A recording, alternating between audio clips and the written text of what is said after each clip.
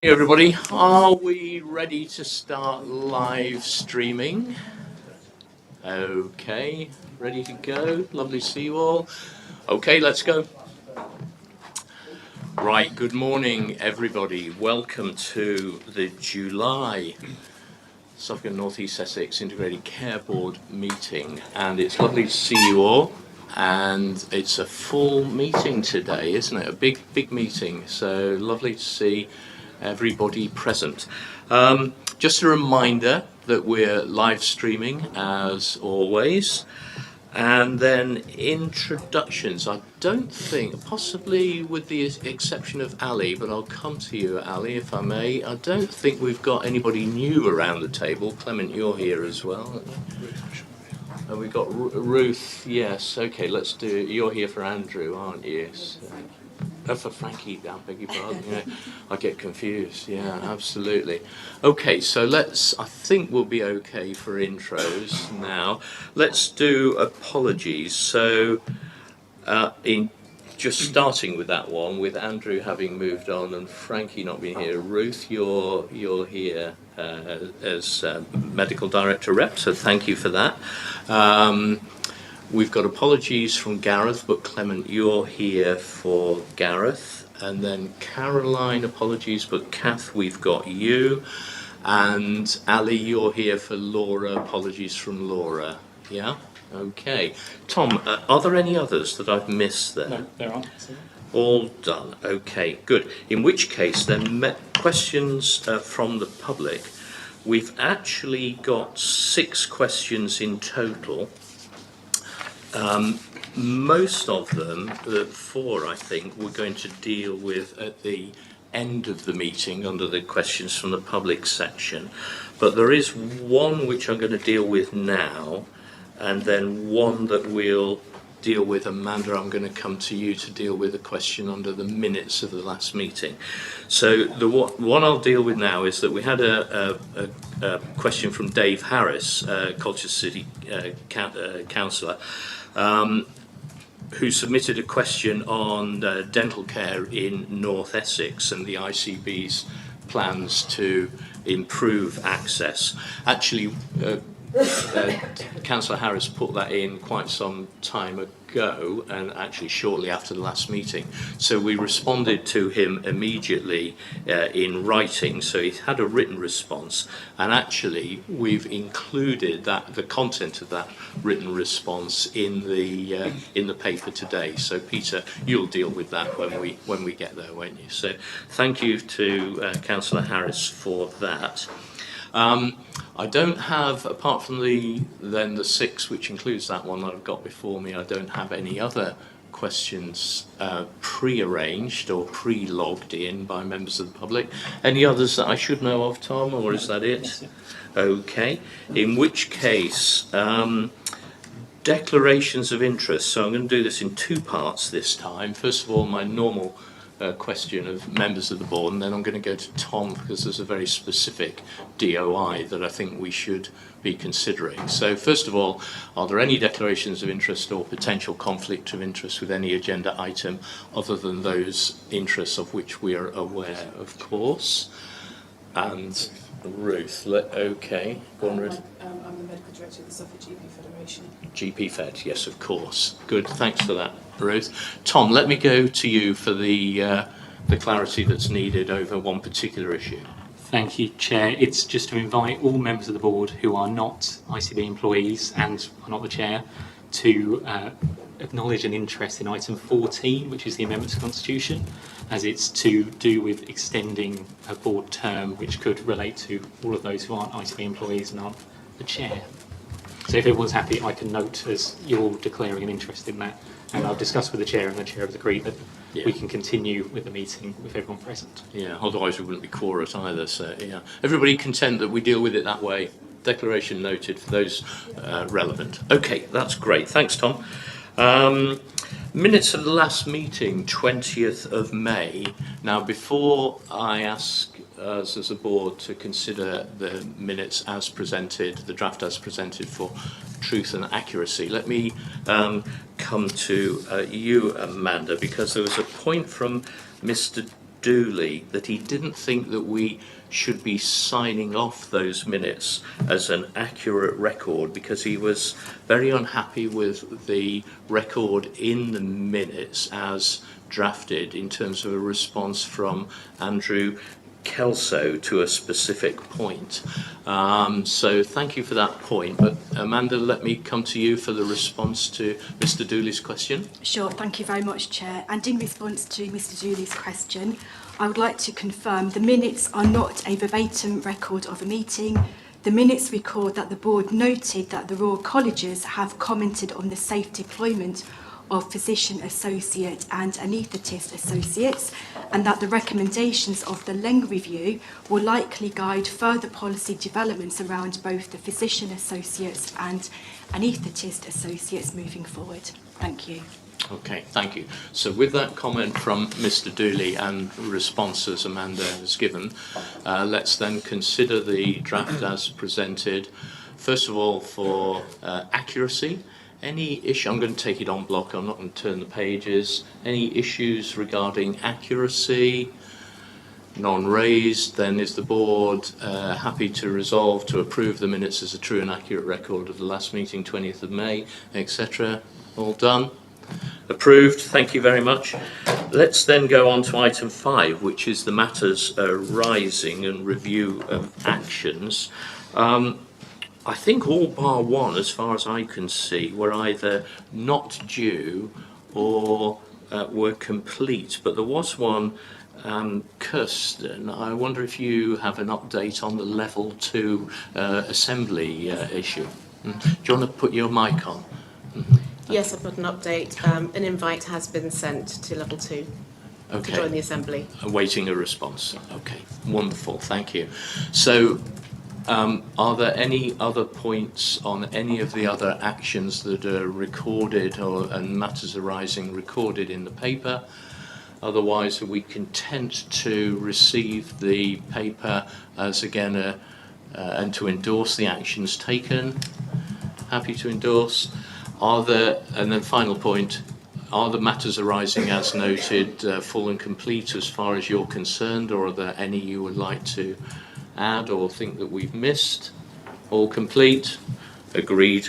Wonderful. Thank you very much, everybody. In which case, on to item 6, the CEO's update. So, Ed, all yours. Thank you, Chair. I think a number of my updates are all captured on the agenda, so I won't labour them. But firstly, huge congratulations to Nick on your CBE.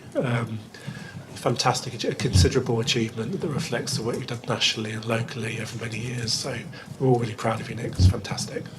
Congratulations. The 10-year plan has been published. I think where's Richard? Richard's going to be talking about that later in the agenda, but I think it reflects a lot of the philosophy we've had in SNE for a long time around building strong neighbourhoods and emphasis upon prevention and use of digital. So I think we welcome the plan.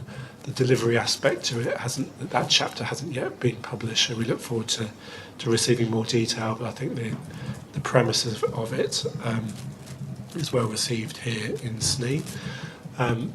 Equally, we've got the sustainability review, which we'll hear about very soon, and I think that will hopefully help to springboard our response to the 10-year plan, not only in terms of the way we're looking to drive productivity across the acute sites, but also the way we're looking to support people in the community more effectively. So I think it's a great review and well timed with the 10-year plan. Really pleased to see the early health checks in Clacton launched. There's a lot of interest in this. So this is health checks for people aged 30 to 39. The idea is that because people are getting sicker earlier in our more deprived communities, we should therefore bring our health checks forward. So that's getting a lot of interest in the press, and hopefully it's maybe a model that can be looked at across the country. I was really pleased to see that patient satisfaction in our GP services, pharmacy services and dental services have all improved on last year, which is a really considerable achievement. I think the biggest improvements in the dental services, so I think it triangulates with the work we've been doing to improve access. And on pharmacy, we've delivered the first maternal whooping cough vaccine in the NHS at GM Graham Pharmacies, Nayland Road in Colchester. So a first for the system and a first for the NHS. So we're really pleased about that. We'll talk about organisational change later, but just to note, we have launched a consultation on our executive team structure for the proposed Norfolk and Suffolk ICB for the future. So we're working through that, but just to recognise this is an uncertain time for staff, not only the executives, but all of the staff employed. So important to be kind and supportive of each other. Then finally, I know that Susanna will talk about this, but we had the awards recently, which was hugely well supported, and some fantastic winners and recognition from that event. So thank you, Susanna, for organising, as always, such a brilliant occasion. Thank you, Chair. Yeah, thanks, Ed. And indeed, it was a great event, and thanks, I'm sure, go from the board to the whole team, Susanna, for that. But also thank you to all the judging panels as well. I'm not sure that we thank them sufficiently on the day. How many people, Susanna, were on the judging panels? It was over 50 people, wasn't it? 5 judges for each of them, so 50. It was 50, yeah. There's a lot of time and effort went into that. So thank you to everybody who, and you know who you are, who ran those panels, particularly our non-exec members. So thank you. Okay, any questions for Ed on any of the points he raised, or indeed anything else? Otherwise, we're receiving and noting the update in these uncertain times. And thank you, Ed, for that. And thank you on behalf of the board to you and all the team for keeping very focused and keeping the show on the road. Delivery is still, notwithstanding the challenges we face, delivery is still so important, isn't it? So thank you for that. Okay, in which case, let's move on to item 7. Richard, I'm going to come to you for the sustainability review update, please. Thank you, Chair. So as Ed's already alluded to in his opening remarks, I'm pleased that we've now reached the point where we've now published the full report on our website as the outputs of the sustainability review. So just by way of background for colleagues, you'll recall in January we started the review with 3 interlocking questions. So the first was effectively, how do we make a reality of that shift left? So how do we put more capacity, more time, more energy into our community and primary care based services to improve outcomes for our population? The second question related to effectively the sustainability of our 2 big providers, so Essex and West Suffolk within that context as our acute and community trusts. And the third question was kind of what practical things could we actually start to put into place to ensure that those 2 organisations and the wider system are sustainable in the longer term. And you'll see within the summary paper in the pack, firstly, some of the background, the context and the findings that were made, particularly in terms of the challenge. So just to pick out a couple, as we've talked about before as a board, one of the major challenges is our ageing population, the growth and the ageing demographic, particularly within the Suffolk context. But also allied to that, even though we've got overall health outcomes are positive, at or above the national average, we have significant inequalities within our communities. And some of the findings which we've seen previously were quite stark in terms of differential mortality outcomes for elements of our population within Suffolk and North East Essex. And then in terms of productivity, so particularly financial productivity, not unlike the rest of the country, we've seen a reduction in productivity compared to 2019 within our acute community providers. And that's an area that was focused on within the review, particularly around what we could do then to bring that back in and improve further.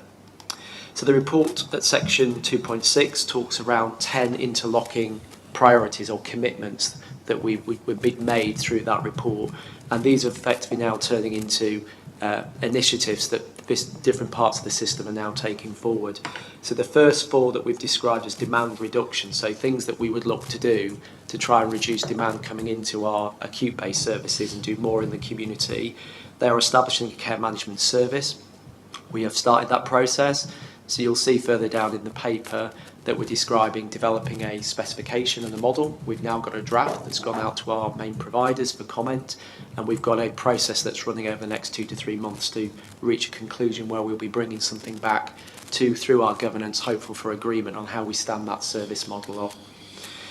The major initiatives on the next element, called productivity, predominantly sit with our two acute/community providers, so West Suffolk and ESNEF. And both trusts have formed a productivity board that met for the first time on the 14th. So I'm sure you and Nick may want to comment briefly when I finished around how that went, and any kind of major focus areas that they'd like to describe. So the focus of that programme is particularly related to how the two trusts can work more effectively together, collaborate where it makes sense, particularly in terms of clinical operational efficiencies, and there's a programme of work that's starting to be devised around what that looks like. The last one relates to our own integrated care board. So Ed's already described later in the agenda, we'll be talking a little bit about that, but effectively that's a response to the national ask to reduce operating costs for ICBs. So we've got a significant programme of work that's underway led by the ICB in terms of how we respond to that and bring the cost out. So on section 4, you'll effectively then see for each of those initiatives that we've endorsed, there is then where is it sitting and what's the immediate next step, which I've already described the major ones in terms of the comments I've just made. Overall, in terms of governance, our Finance and Performance Committee is holding the rein overall to ensure that those initiatives are progressing, and that will be done through the regular reporting that's made. In addition to that, we've got the Strategic Commissioning Committee, which is going to focus particularly where there's new service developments like the care management service. That's taking a ring on that particular initiative. But overall, as I say, the Finance and Performance Committee will have the overall assurance that the initiatives that we've agreed are starting to see some of the results that we're hoping for. In terms of some of the areas, what I would expect the board to be seeing is effectively the big one is the productivity challenge. So how is this actually impacting in a positive way on improved productivity, on operating cost reduction, particularly within ESNEF and West Suffolk? I think they are two of the big deliverables through this process. But also a third to that is actually starting to see a greater shift into those community and primary care-based services in terms of our investment and our focus and energy. But I'll leave it there, Chair. It's a very detailed report that's now, as I've said, gone out onto the board website. Richard, thank you very much. Shall I come to you first, Nick, and then Ewan?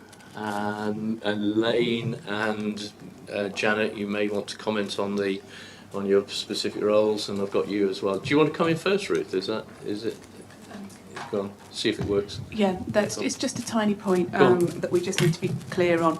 In the initiatives, number 1, the high intensity users, we just need to be careful about the wording because there is a national high intensity user programme which is something else, so we might need to just tweak that language.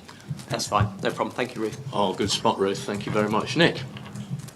Yeah, just to get a couple of comments, if I may, and a suggestion. So we did have the first meeting of the Productivity Board yesterday. I mean, as with the first meeting of many of these groups, it was the mechanics really around terms of reference, membership and everything else. But I think one of the things that you know, the sustainability review was conducted prior to the 10-year plan. The 10-year plan clearly moves us in a slightly different direction in terms of how systems are the suggestion of how systems work, the changing role of the ICB. So I think some of our conversation yesterday was recognising that the sustainability review was at a time and place that the world has moved on, not massively, and the challenges are still the same. The way we approach those challenges may be slightly different. We talked, for example, about the provider collaborative, recognising now the provider landscape because of the clustering of the ICBs is much wider. So, for example, in areas where we are either have poor clinical outcomes, access is poor, or frankly the way that we're delivering care at the moment is not financially sustainable, we almost a line by line or service by service review of those areas and then looking for where best practices that may sit within the existing SNE ICB, but it may be further afield, so just recognising that partnership working may be a little bit wider. Just a question, if I may, to my esteemed colleague to my left. Initiative number 1, I would suggest that the role of the ICB is not to establish the care management service, but to commission it. Yeah. And I just think it's really important. So that commissioner provider role, which is now different with the change of the ICB, I think it would be, to be very clear about the role of the ICB is to commission and to work clearly in partnership with providers to make sure we've got some agreement there. And again, the second one there, which is commissioning integrated models for long-term condition rather than developing. So I think that differentiation between the provider and the commission, I think we're not sort of going backwards, but I think many of us were reassured by that move, some perhaps not. But I think just establishing that in the new world would be helpful. But it was a good first meeting. I thought so anyway. I'm looking to you and it's going to say it was absolutely awful, Nick. Were you at a different meeting? But no, well, thank you. Just before I bring Ewan in, just on that point about commissioning in steps 1 and 2 is a good point, especially in the new strategic commissioning world. Richard. So just to show it, that's the language from the McKinsey report. So it's not about the ICB, it's about the system. So they're the recommendations that the system's adopting, and hopefully provider colleagues will be aware. I've very much been clear that we are commissioning the service. So we need to take a step back and enable providers like yourself to do the development work. That's how we've set up the process. Okay, so these are, so with the emphasis there being that these are system words, and then there are delivery and commissioning responsibilities within system. Happy with that, Nick? Great, thanks. Sorry, Ewan, over to you. No, that's okay. I would agree with Nick. We had a good first meeting.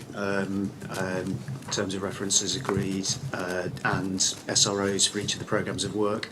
Obviously, it's important to see the work of the Productivity Board in tandem with the work of the individual providers. Most of the efficiencies that will be delivered over the next 5 years will be delivered within the organisations, and you'll be following our plans over the course of this year as the first step in the delivery alongside the work that we'll do together. That's really helpful. Thank you, Ewan. So Elaine and Janet, from a non-exec point of view, you're past engagement and then future engagement. Over to you first, Elaine. So yes, I think one of the areas that is mentioned that there will be oversight provided is to the Strategic Commissioning Committee.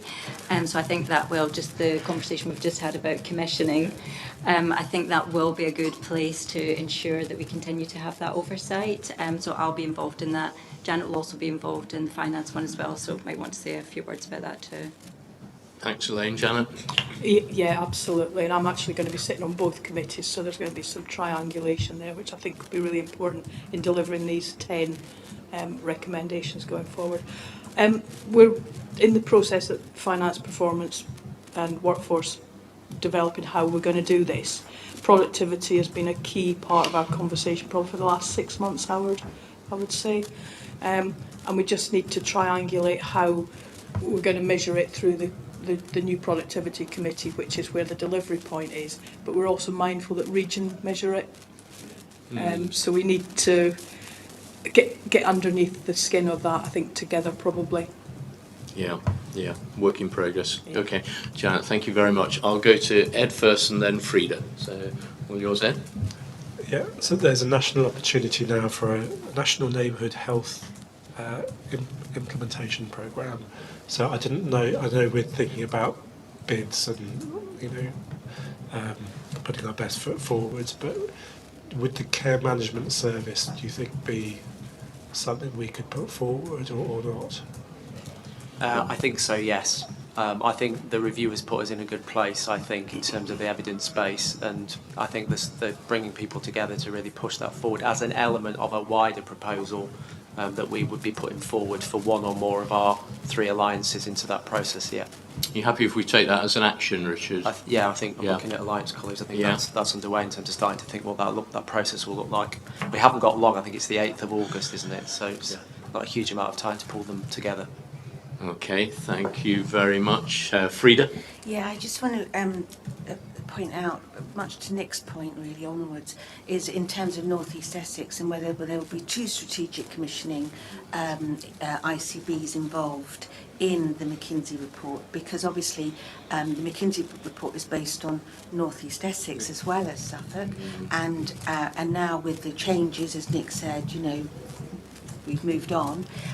So what happens if, worst case scenario, one strategic ICB feels it's not affordable, and yet another one says it is, yet we cross two ICBs? And to Nick's point again, where does ESNED, our main acute trust, sit within that problematic geography, really? In the new world. In the new world. On Richard. that point. So I'll have a stab, and then if I get it wrong, I'll look at my boss. So I think for the majority, the other way round. I think in terms of the majority of the recommendations, I think as Ewan and Nick have said, they need to carry on anyway. So regardless, in the nicest possible way, which ICB is commissioning, the productivity work needs to carry on regardless. I think it's the first. I'm talking more of yeah, I was just going to come to. So for the first four, which are more about the left shift and particularly care management service, that is something that we've started to talk about. So one of the conversations is this a service that we're commissioning across SNE? Is this a service that we're commissioning for Suffolk? Is it one that we need to start talking to our Essex colleagues? For me, we need to be talking to our Essex colleagues. At the moment, the specification is for Suffolk and North East Essex. For me, and I would say this one, like we've been working on it, I'd be very surprised if that isn't something that our colleagues over the border would not be looking to pull together with us anyway. So I think there's a couple more conversations we need to be having to establish that one particularly. In terms of the commissioning of ESNEF, that's a live conversation that we'll be working through.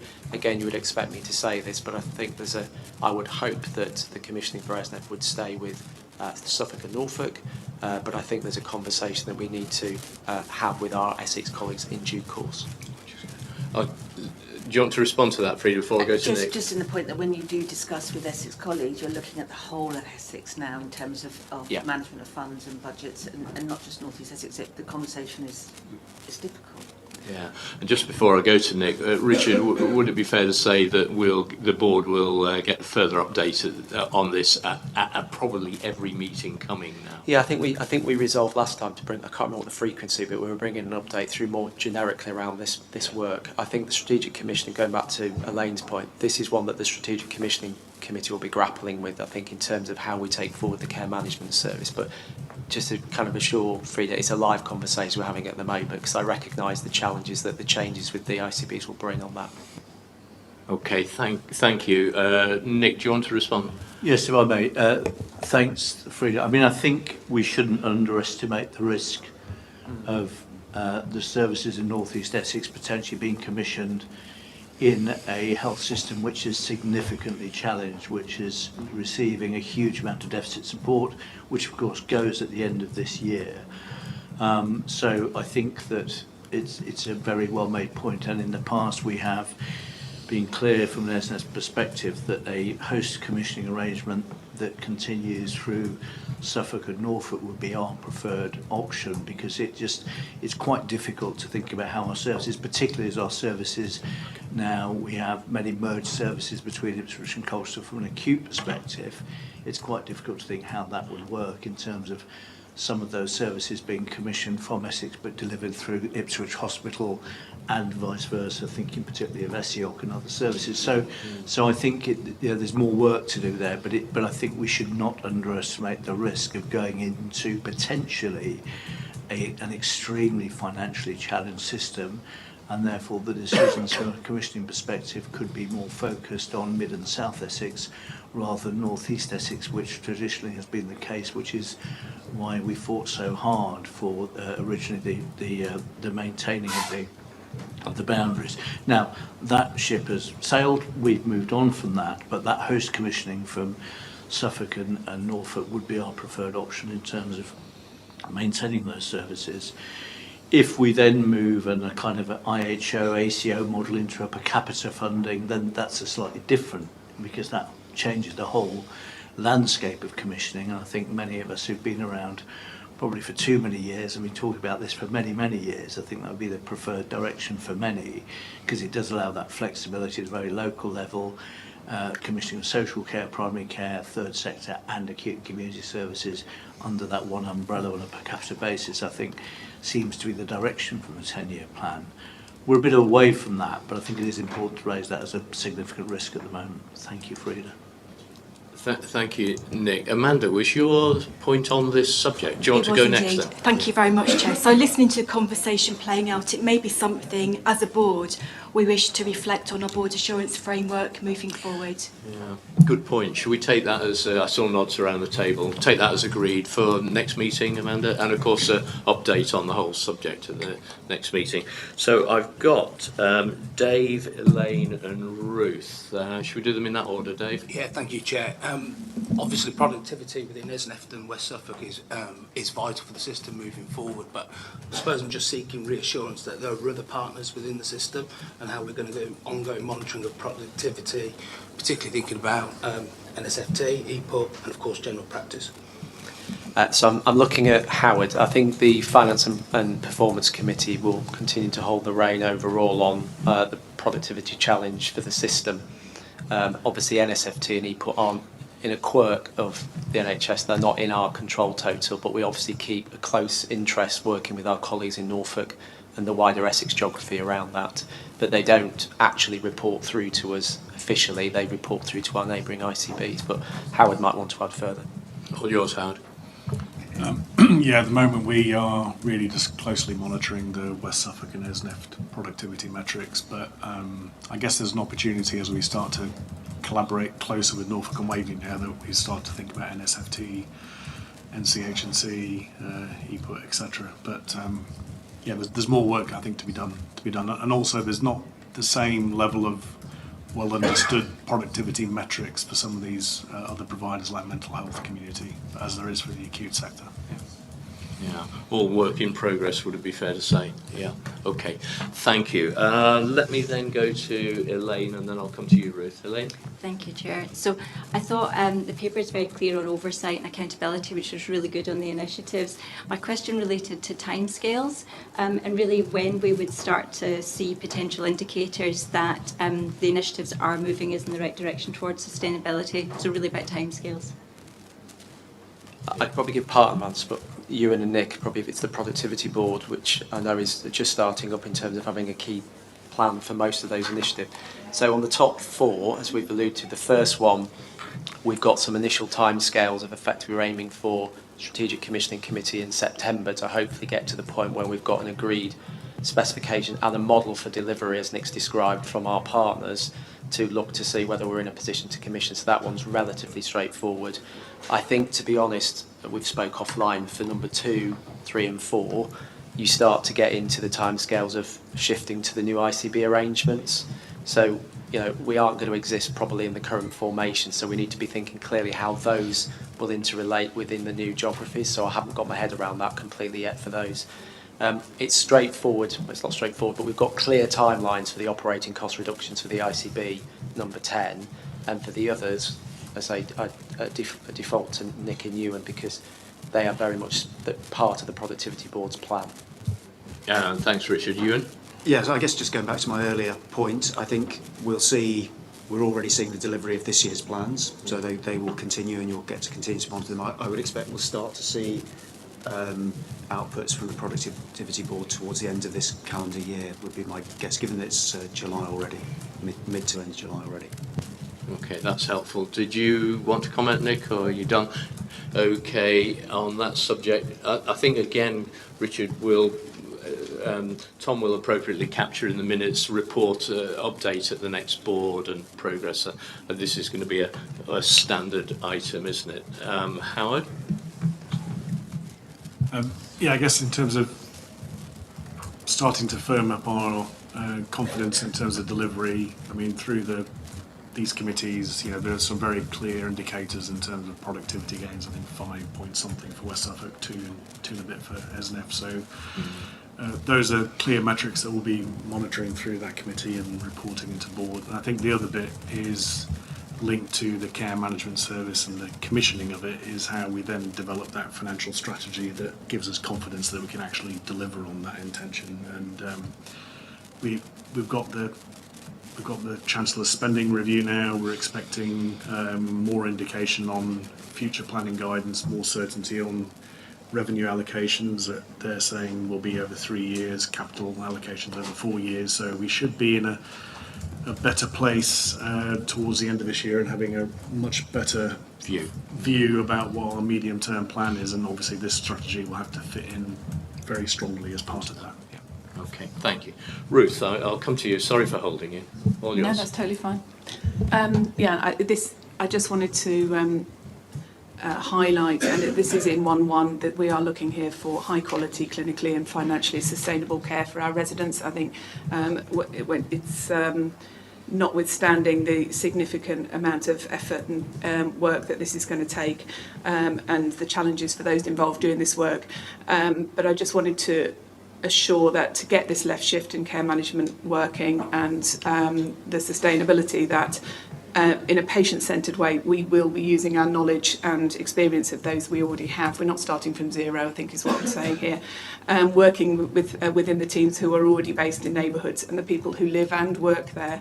And sometimes productivity can lead to unintended consequences if we're looking not across as a whole system. So I know we are building equality impact and working to avoid duplication, and how well this dovetails with other work streams and it's not separate from. But I just wanted to make that really clear, that this isn't in isolation. Thank you, Ruth. Appreciate it. Peter. Thank you. Just to build on Ruth's point, really, the interface with general practice and importance of that, and I think it might be worth in the strategic committee having some indicators that relate to that, because I think we need to, I'm sure colleagues do, but see that as a central part of opportunity for whether it's outpatients, the community services operating, or the admissions discharge process. And I think keeping that interface working well, and I think we've got particular expectations on us as a system on that area. So perhaps bringing that into that scope, just to make sure we keep triangulating with the general practice dimension would be really helpful. Yeah, thanks, Peter. Good point. There's a lot of nods around the table, but Ruth? Yeah, and I would just develop that to say also mental health, community pharmacy, optom dentistry, but also others, hospice, etc., who've got a lot of value to offer in this world. Thanks. Yeah. We'll be talking about integrated systems in a minute, won't we? Right, okay. So with that, thank you, Richard, and colleagues for contributing to the debate and actually producing a couple of additional actions, which I won't go through. Tom will capture them for the minutes.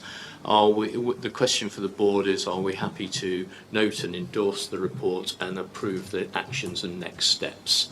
And we're going to hear more about this at every meeting, I think, that we have. Everybody happy?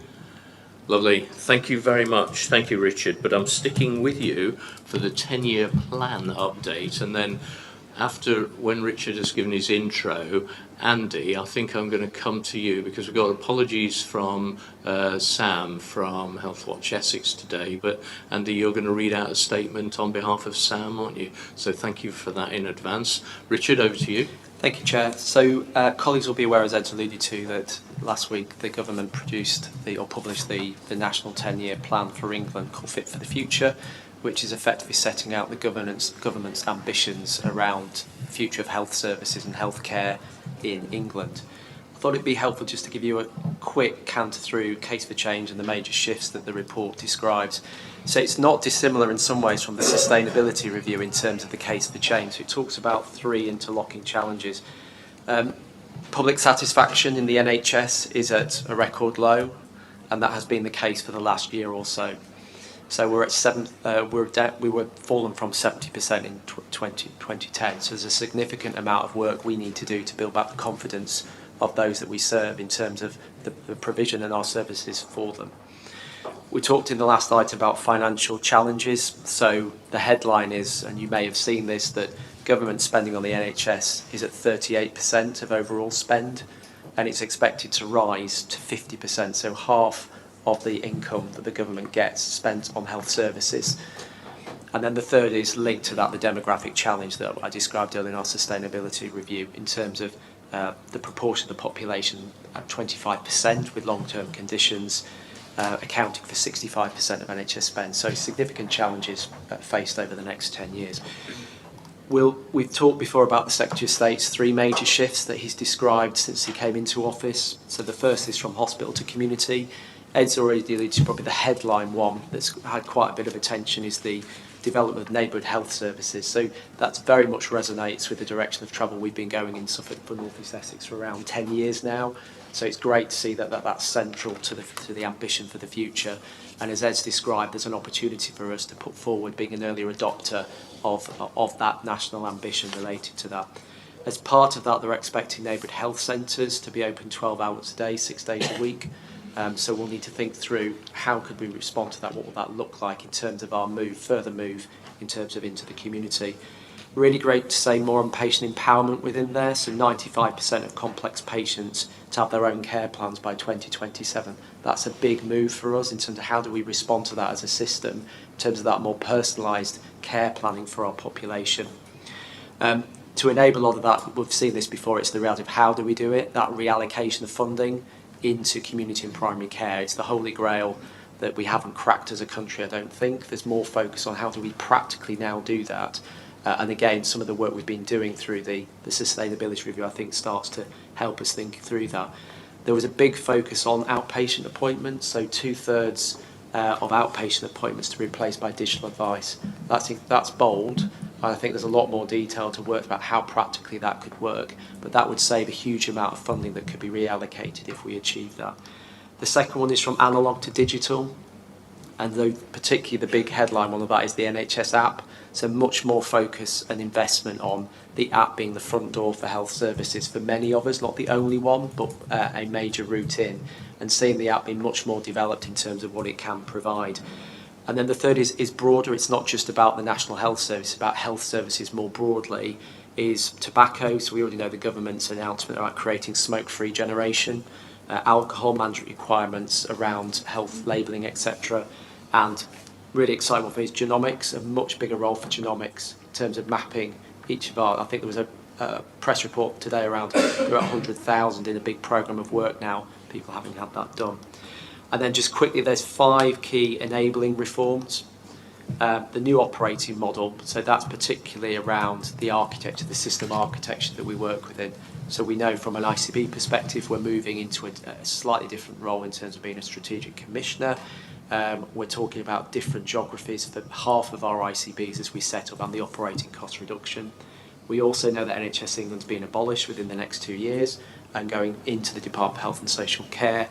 And as Nick's alluded to, there is also reference to the document to creating IHOs or integrated health organisations with effectively devolving some of our commissioning responsibility to provider-led entities who will take forward a lot of the day-to-day commissioning decisions within a local geographic patch.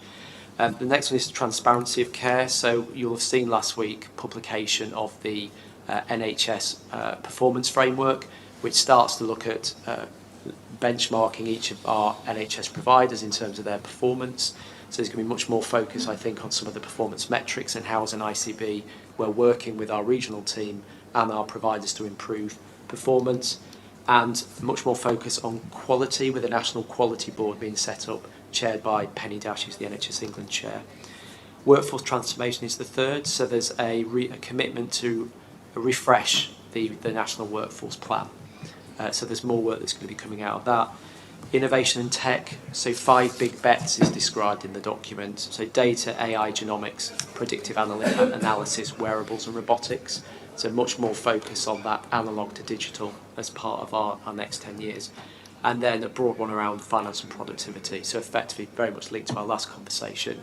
And within the context of that 38% to 50% spend, national government spend, how can we make that work? Because in reality, as the government set out, we can't see an exorbitant rise up to 50, 60, 70%. It's just not going to be feasible as other services are squeezed that the government have to pay for.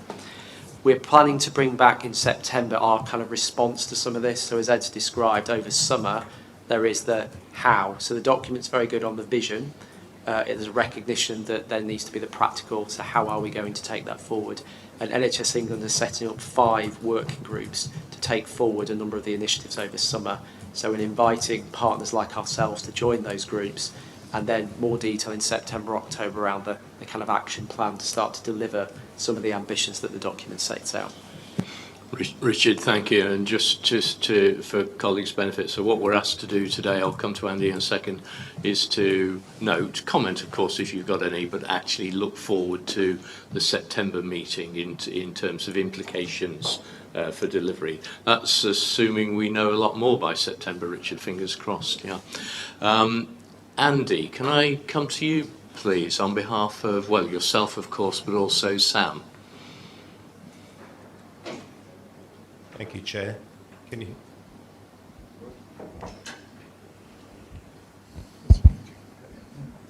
Thank you. I wouldn't be very good as a rapper, would I? Sam isn't here today physically, but she's watching on YouTube, and she's penned a very short statement she's asked me to read. Please be assured that at Healthwatch Essex and Suffolk, we are operating business as usual. We are continuing to deliver our work championing the public's voice, including all previously agreed upon work.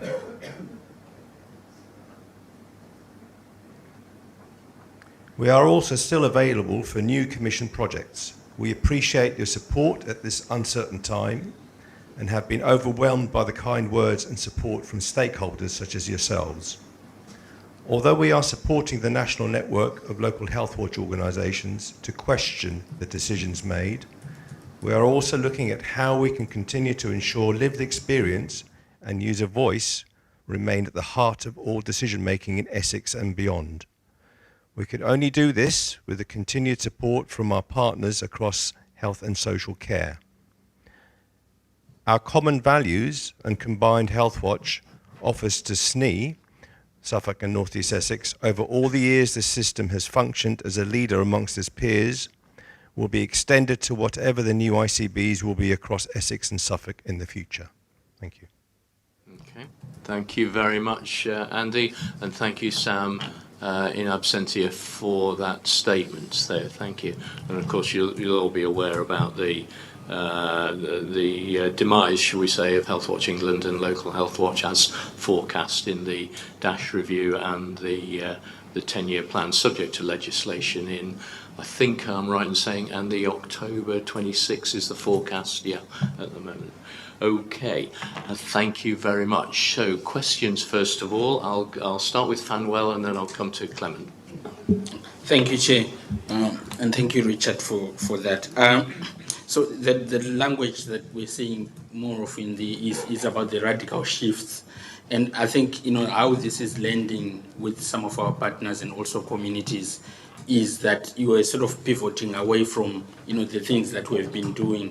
I think others have said in this room that there's some very good work that we have started already around future shift, and it is actually part of the 10-year plan. And I think in our communication it's important that we reassure colleagues and partners that it's actually continuing with more of the same. Yes, there are things that we'll be doing differently, but sometimes you feel an element of despondency that we're moving away from some of the good work that we've been doing.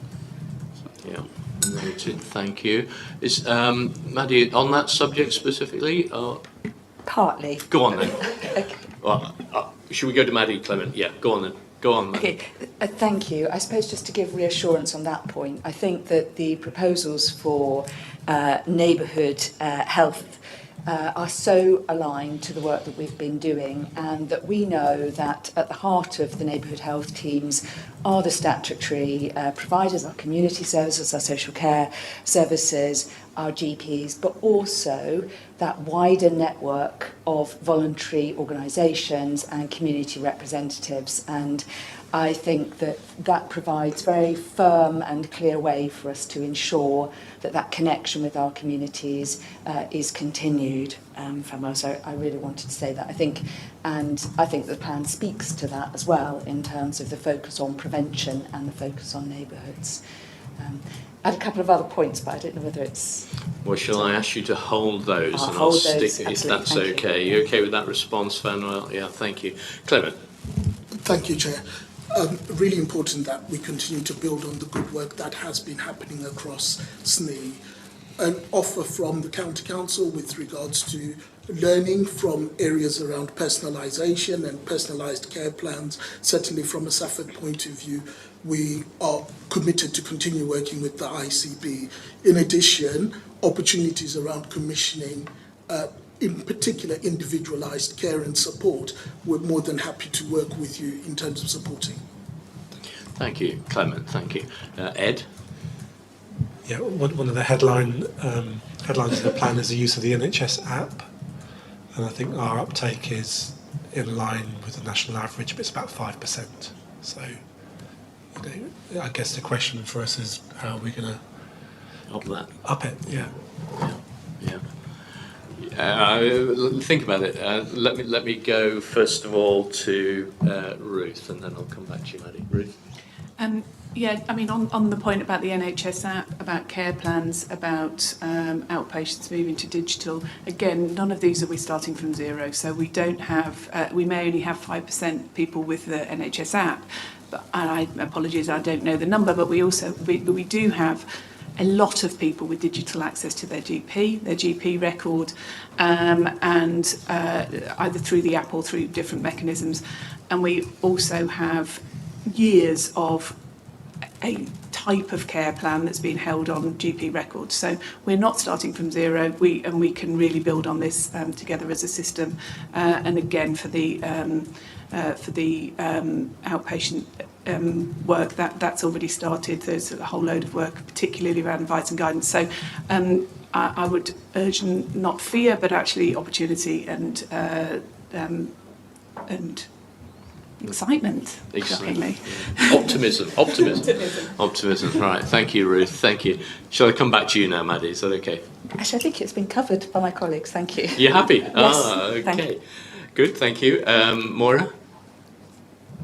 First of all, my apologies for being late. I think there's much that's positive in the plan, and I absolutely agree there's a lot to build on. Feels like it's as much more that's kind of continuing than is a big change. I just wanted to comment on the Health Watch announcement. I think I was very disappointed in the way it was announced. I think Health Watch colleagues were very much taken by surprise, and we're reflecting obviously on kind of future arrangements and what's the requirements of the local authority in relation to it. But I think one of the things that's been really positive about Health Watch historically is the critical friend role that they've taken. So whilst in kind of modern world we can do more around the experience of individuals at scale, and I think digital offers much more opportunity to really understand the continuous experience of individuals.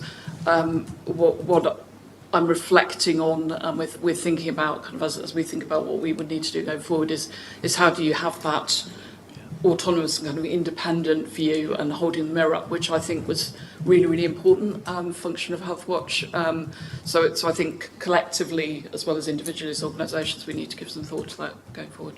Yeah, it's a good point. I mean, it's not for us to articulate here, but that independent voice angle that is being argued, and perhaps as a board as well, would colleagues be happy if we record that we express our sympathy to our colleagues in Health Watch Suffolk and Health Watch Essex for the way this announcement was communicated and the way colleagues found out, because it wasn't good, was it?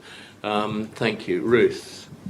Sorry, my inner GP was showing. I just wanted to acknowledge that there's significant digital improvement expected with the implementation of EPIC and the access that will give to patients to that information as well. Okay, thank you. And Frida? Sorry to be negative, just want to counter the optimism a little bit. 10-year plan, I do support much of it, but it's the how, isn't it, really? That is the risk, and the pace of the how and the expectation of the pace. And I think we really need to consider the risk in how, and yes, of course we have things already in place and things will get better, but we've got to question why only 5% of our patients use the NHS app. How are we going to make that better?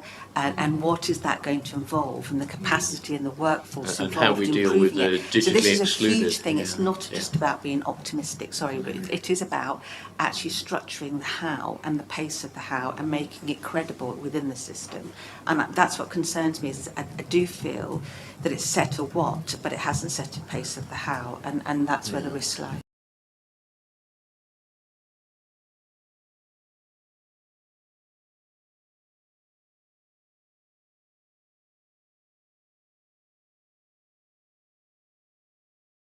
With the future presentations, papers that we'll receive at board.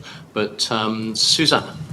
So building on the point that Frida makes really well, the how is the really important thing, and we had already been thinking about these issues, and the future shift strategy that we put in place did start to go into some of the how in some detail. So we've got that work as a system, and that needs to underpin the way we move forward. I suppose the other thing is that with the changes to Health Watch, and I'm going to update in a little while when I do my update on the ICB as well, these are at the moment kind of high-level points, and they are subject to changes in legislation, and actually they're changes to statutory roles, but it does give us some ability to think about what we want to do locally and how we want to build on our learning locally about, as Maureen puts it, the importance of voice and that being independent, or the importance of partnership, which has always been incredibly important within the Suffolk and North East Essex system. So, I think it's really important that we don't kind of, rush to kind of dismantle everything immediately, and we think very, very carefully about how we shift from where we are at the moment and what we've learned and what we believe works well into something that's even better for the future, and that we make sure that all voices are part of that conversation as well, for the reasons that Franwell gave earlier on. Don't lose the learnings. But Frida. Can I just come back on the point? I totally agree with that. And in terms of the neighbourhood health service in the 10-year plan, I mean, the same thing applies in strategically thinking well and in timely how you're going to provide even the sustainability report within the neighbourhood health service. It's got to be within that. It can't be a separate standalone service. And so, because that's where we were and now we're here, we can't have two separate. We've got to incorporate the thinking so that we deliver as a credible situation for our patients. And that's my concern, is that there's so much, the what's are so much, and yet we're not actually sitting, well, we're going to have to sit down and think, how are we going to deliver this at a reasonable pace for our patients and our providers? How are we going to take on board social care and primary care in particular, what I represent, in a credible way? How are we going to take them along with this? Because they've seen so many changes in primary care that it's very difficult to convince GPs on the ground any of this is relevant to them. So these things really matter. So I just think we just really need to keep a pace of how we take everyone on board. I think we're all violently agreeing with this articulation, aren't we?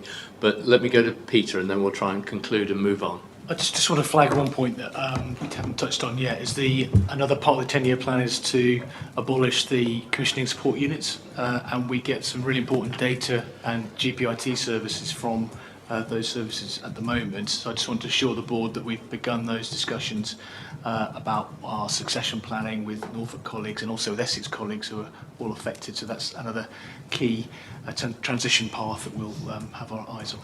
Thank you, Peter. So, very useful discussion, colleagues, and thank you for all your input. I don't think board members are disagreeing here. What we're raising is a question mark about the how and the when and the actual delivery. So, Richard, we look forward to your next report, and I know we'll talk about it outside the meeting, but it might well be that there's a board development workshop required on this. Perhaps, I don't know whether that's in your planning at the moment. Yeah, I think that would probably be easier, because I think you need a longer, a huge amount in that, and I just want to temper expectations. I'm not expecting to be a very detailed national action plan by September, so I'm happy to if the board want a bit more in-depth than we've given today, happy to do that. But I suspect if the board's more keen on the so what next, that's going to take a little bit longer than the first meeting in September. Yeah, there's definitely, Richard. This is going to be a journey, isn't it? Should we take that as an action, Tom, to figure out how best to get there?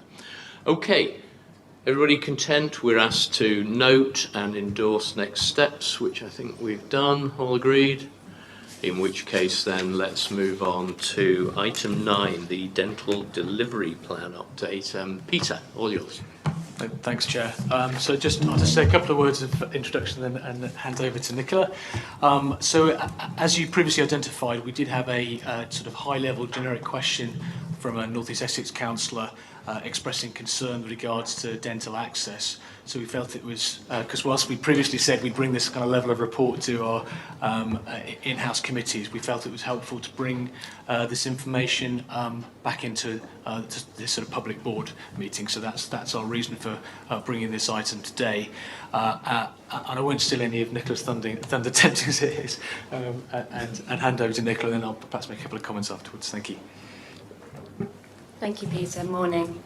I work alongside Peter, and I have dental commissioning in my portfolio. So we were asked today to share an update on progress made against the SNEEZ vision and strategic priorities for dentistry. So before I start, I think it would just be helpful to focus on page 3 under the heading of background. I'd just like to reaffirm SNEEZ vision and strategic priorities for dentistry, because the progress that's been made aligns with those. So I just thought that would be helpful to remind ourselves what the vision is. So the vision is to improve access to high quality care, reduce oral health inequalities, improve access, to improve the oral health of the population, to build stability and resilience across our dental services, and to integrate as far as possible dental care provision with other health care providers and partners. And our strategic priorities are oral health education prevention for everybody, to support and develop the whole dental workforce, improve access to care, further development of intermediate care services known as level 2 services, and hospital care services, building on integration and building brilliant leadership, engagement and collaboration with our providers and with our stakeholders. So in terms of progress made, I thought the most helpful things to share today, if you turn to page 4 under heading 3, these are just some points to describe some improvements in access that have been made in the last year. There's a table there, table 1 under 3.1, and table 1 shows the total number of adults and children who've received NHS dental care in the last year, starting from 2020 all the way through to last year, 2024-25. And you can see in 24-25, the final row of the table, that 432,778 people have been seen, which is just under 44% of the population. That there's a trend here across those 5 years of increasing access to care. It's fair to say that access to care for children has recovered much faster than it has for adults. And there are some reasons for that, which I'll go into in a minute. But it's just an example that around 10,000 more people in our area have been able to access care in the last year. Table 2 on page 5. Every year the ICB agrees targets with NHS England in terms of the number of adults and children who receive care and how much activity is delivered. And that's what tables 2, 3 and 4 are articulating. And the targets that have been set in table 2 and 3 for adults and children have been exceeded in 24-25 for the ICB. And then table 4, dental activity is measured in something called units of dental activity. So we're measured in terms of how many of those units are provided for our population. And as you can see, in terms of against the target, we've delivered in excess of the target across the 4 quarters. So the signs are promising, and there are some green shoots in terms of improving access. One of our strategic priorities is also to reduce oral health inequalities. And so we've been doing some work to support a reduction in inequalities. And there's 3 main pieces of work that have contributed to that. You have heard previously about a pilot that was launched last April, been running for 18 months now, supporting particular in-need populations to access care. And the types of people who can access this care are in the paper on pages 5 and 6. And the service has been running now for about 16 months. To access the service, you contact NHS 111.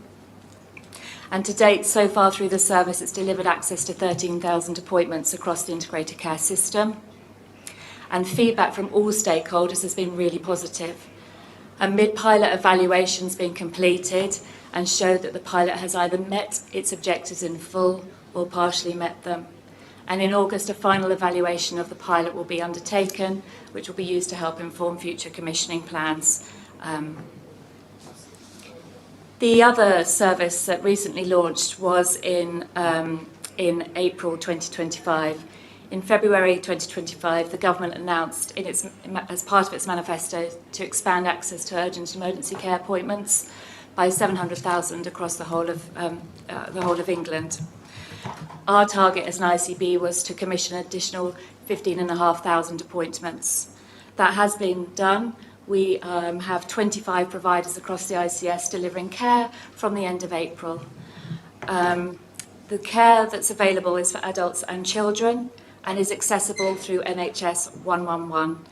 And it's for people who need care within 24 hours or as close to within 24 hours or within 7 days.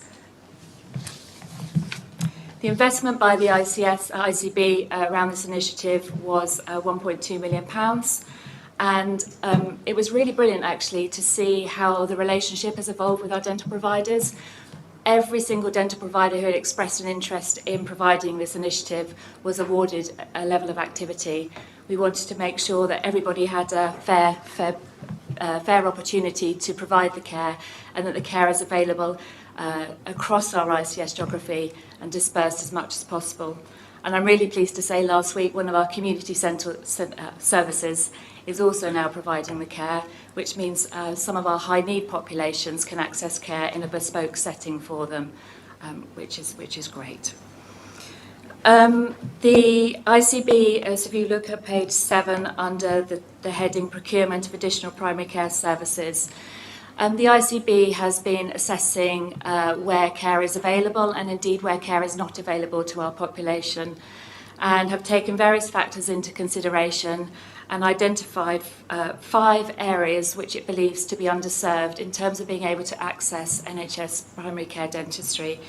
And these areas are Bury St Edmunds, town and rural, Mildenhall and Brandon, Eye and North West Suffolk, Saxmundham, North East Suffolk, including Leiston, and the tendering area. The ICB has developed a commissioning plan to aim to address the gaps in those areas to establish more primary dental care services. And the commissioning plan is being tabled at the ICB Board later today for discussion and decision. In the paper under heading 4 is a wide range of projects and initiatives delivered to support oral health education and prevention. Our team worked closely with both local authorities to support oral health improvement programmes for our population. And I won't go through all of them, but the paper details them in full. The main focus is a scheme called supervised toothbrushing, which is an evidence-based intervention and proves that if you can support children in their very early years, between the ages of 3 and 5 years, to establish good oral health care, you're onto a winner for the rest of their lives. And as you can see, Essex and Suffolk have commissioned a number of supervised toothbrushing in various early years settings. There are 40 in place in Essex and 50 in Suffolk. And just a couple of months ago, the government contacted the local authorities because they've now launched a national supervised toothbrushing scheme with a focus on the highest areas of deprivation. And so Essex County Council has received just over £100,000 and Suffolk County Council £73,000. And the local authorities are working with partners right now to establish plans to be able to implement that requirement. Alongside that scheme, Colgate Palmolive, I think that's their name, has committed to providing millions of toothbrushes for children and oral health education kits. And there's going to be a public health campaign, which I think we'll all very much welcome. So there's a range of other initiatives in the paper. Something not the same initiatives are in place in Essex and Suffolk. In Essex, there's some initiatives in care homes to support oral health care in care homes. They've got young people in schools acting as oral health care champions. I think it's important to note that particular initiative won an award in 2024 at the Clinical Dentistry Awards for the Local Oral Health Initiative Award. And then in Suffolk, there's a wide range of schemes underway, and I think the newest schemes are working in partnership with Ipswich Town Football Club, which is a variation of a supervised toothbrushing scheme, and then a large number of activities there to support in relation to National Smile Month. And then finally, but probably the most important, is what have we been doing to support and develop our whole dental workforce. I'm really pleased to confirm that the ICB has recruited a very experienced dental educator lead who started working with the ICB Training Hub this month. This person is incredibly experienced, and I'm sure will bring absolute benefit to the way that we work and develop the plans to support the education, training and workforce support that our dental providers are seeking.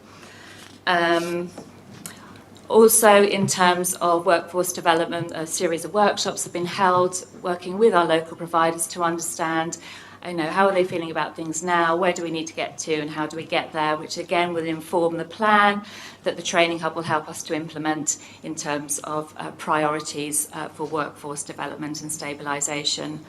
And then just a couple of other initiatives that we've been working on. We've been working alongside brilliantly NHS primary care careers that help practices to recruit staff, and working really hard with the University of Suffolk to support placements of their undergraduate therapists and hygienists into primary care practices from this autumn.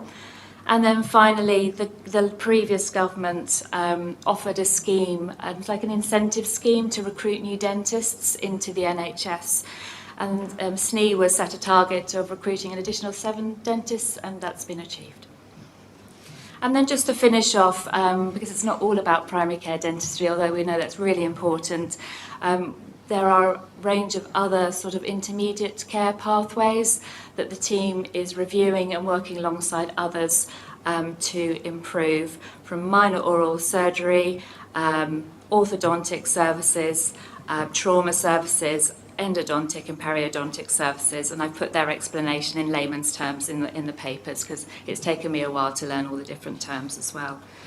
And then finally, in terms of service integration, we are the second ICB in the country who's been received permission from NHS England to pilot summary care records in dental practices and in opticians.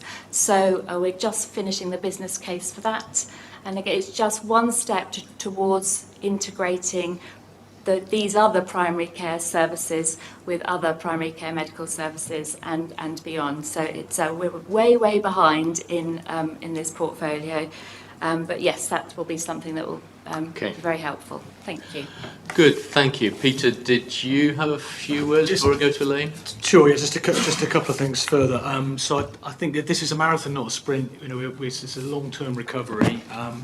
Working with dental professionals is critical, and as Nicholas, of underselling some of the work, we've got some fantastic engagement from our dental practices, and I think the fact that we're taking this relationship-led approach has been why we've seen so many practices come forward for these different pilots, and we've really been prioritising the urgent care recovery process, and so there's 1,000 a month extra appointments went in last April, another 1,000 a month extra going in this April, to make sure that the scenario in which someone is pulling out their own teeth or suffering through urgent dental pain should not be occurring.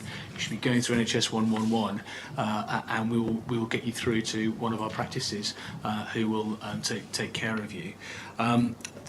What we're finding is that the distribution of those practices very much depends on the strength and the history of where the NHS dental practices are. So those 5 areas that Nicola has identified are geographic locations where we don't have enough NHS dental contracts. And so this procurement process we're going to take in part 2 of the board is all about working with the market to get some enable practices to open up more dental capacity in those towns. That will be a key to the next step to our progress. And just to close on, they've begun the government have also begun a national contract consultation on changes to or adaptation to the contract, which I think will that's very much in line with the things we've been doing, but that's another further, hopefully national strengthener to turning around, enabling the dental profession to engage more fully with the NHS. Thank Okay, thank you, Peter. And of course, we've got thank you both for the comprehensive paper and presentation. And we've got a question from Mr. Benson on dentistry generally, but it's also a PALS issue and an FOI issue. So I'm going to take that at the end of the meeting in questions from the public. Let me go to Elaine. Okay, thank you, Chair. So first of all, commendable to have such a comprehensive update. Actually, so many activities been done to improve the situation. So I think for that, you have to be commended. Really excellent work. My question was really around the assurance that with all that increased activity, the assurance that those that need the service most are receiving it. Now, I did notice in the paper you talk about the pilot for the dental priority access. I'm looking at the graph and I'm interpreting that that looks like 50% reduction in the people that are attending A&E because of dental issues. So to me, that looks like that's starting to give the confidence that those that need it most are getting it. It might just be helpful for you to expand a little bit on how we also get the assurance that if you like the demand is being met by the supply. That would just be helpful. Good point, Elaine. Thank you. Over to you guys.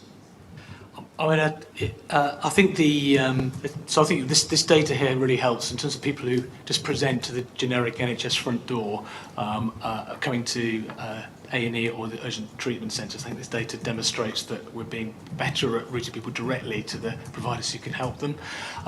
We also are in regular contact with our practices who are providing the urgent dental services, so we can see the heat levels of people's demand for that service, and that gives us a general sense about the extent to which people are using those urgent services, because ultimately the urgent services are a symptom of not having access to the routine care. I think what we do need to keep doing though is lots of community work, because there are pockets of areas where people don't know about the access to these services, and I think we need to keep continuing to do that and to use all of our information sources that we have to understand that. So what's really difficult is to say, are we meeting a lot of the dental health need in SNE? But what we can do is to listen to the information that we are getting, which gives us a sense of where the progress is and where there's more to do. It's a good point, though, Elaine, that you raised. And there's also there's a sort of underlying point about what's the data telling us, isn't there? Is that something you and Peter could catch up on outside the meeting? Would that be helpful? Yes, and I think maybe one we can think about quality committee to help triangulate that. But yeah, happy to. Okay, thank you both. Ruth. This is not what I was going to say, but actually that data, I think there's probably some data from 111 as well. So I think that would be really good to see, because I suspect it's a really good success story. Do you want to come back on that? I completely agree with you that we just picked one data source to emphasise the point that starting the scheme and improving access, there was a correlation and a reduction in A&E attendances. I think we are very close to finalising the evaluation for the DPAS pilot.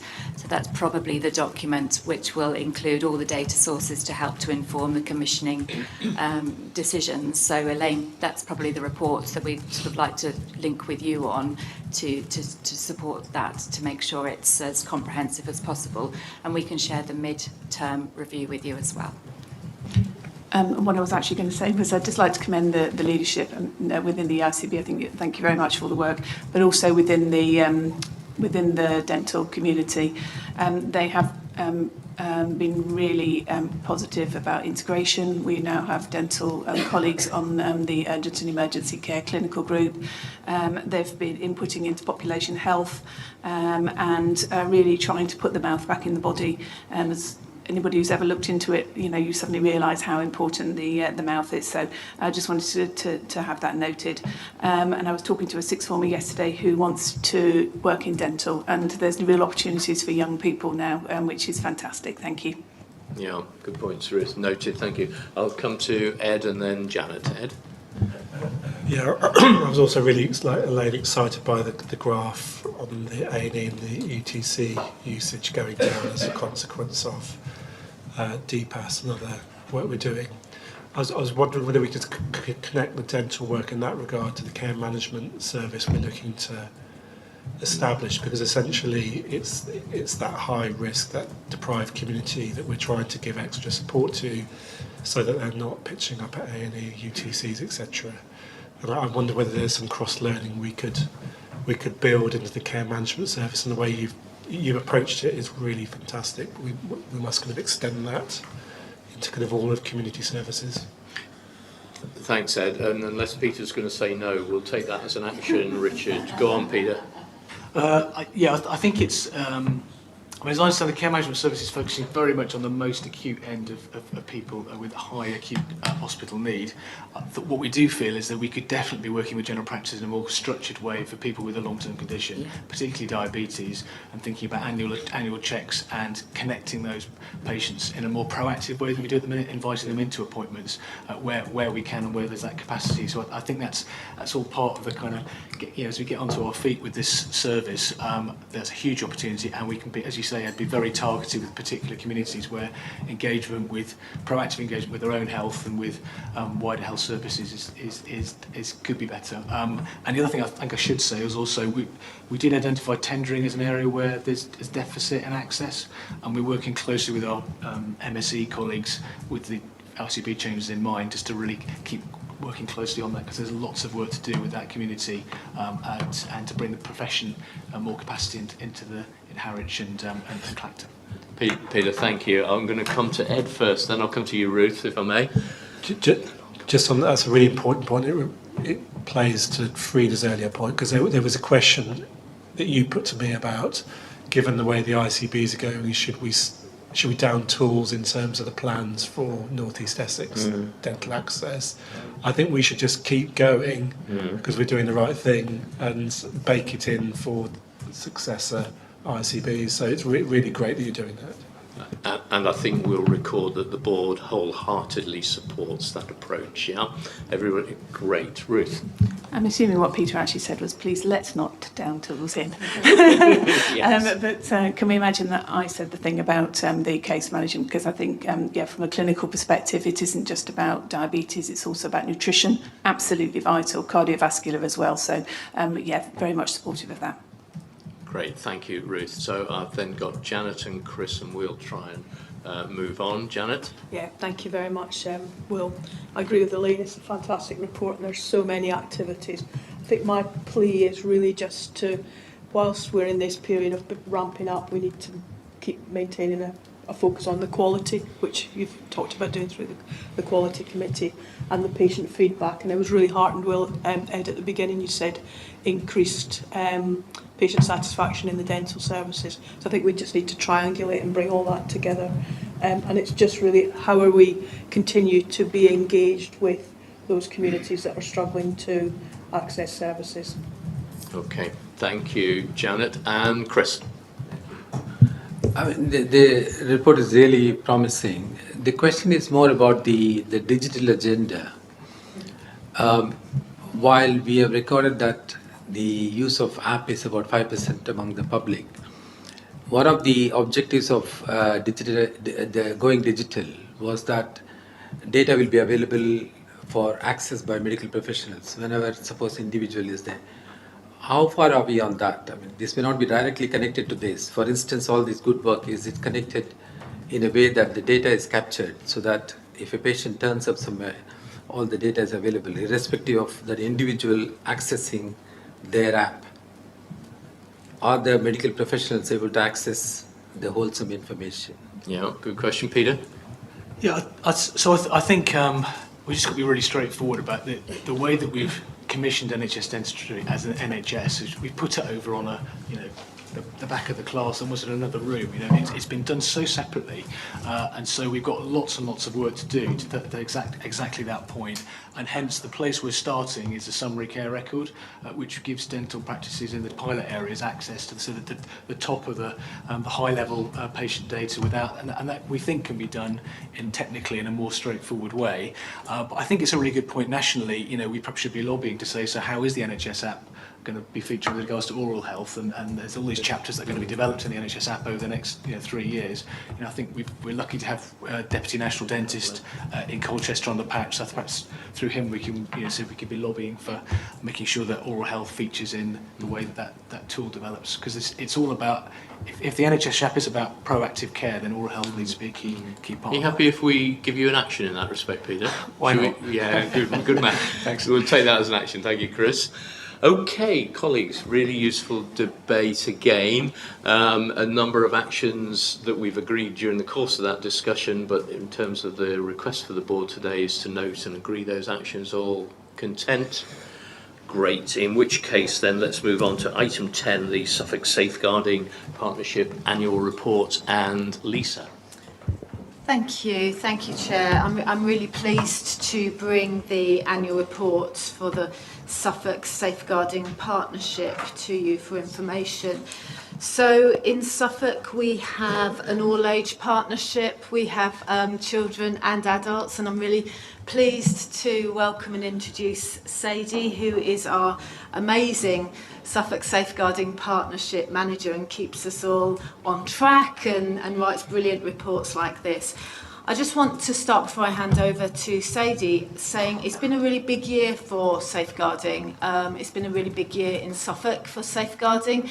We've had the working together for children to implement, and we've seen Sarah Jane Smedmore, who's our Director for Children's Services, step into the partnership chair role for our Suffolk Children's Partnership, and we've appointed Chris Robson as our scrutineer, he also works in Norfolk Safeguarding Partnership as the scrutineer, and has been amazing and has really introduced a different level of scrutiny to us for the partnership. There's a number, I'm sure Sadie will go through the report, but there are a number of very harrowing cases. There's some very harrowing things that still occur in Suffolk, so continuing our partnership work and continuing to be really focused on keeping our children and adults safe in Suffolk is a huge priority for all of us. Thank you, Sadie. Thank you. Morning, everyone. I'm Sadie Barber. It's nice to kind of be here and meet you. This is the first one of your boards that I've actually been to, so thank you for having me. So today I'm going to run you through our annual report from the Safeguarding Partnership. I understand I've got about 10 minutes and then 5 minutes for questions, so I'm not going to go into huge detail, but I'm going to try and pull out some headlines that I think as a group you might be interested in.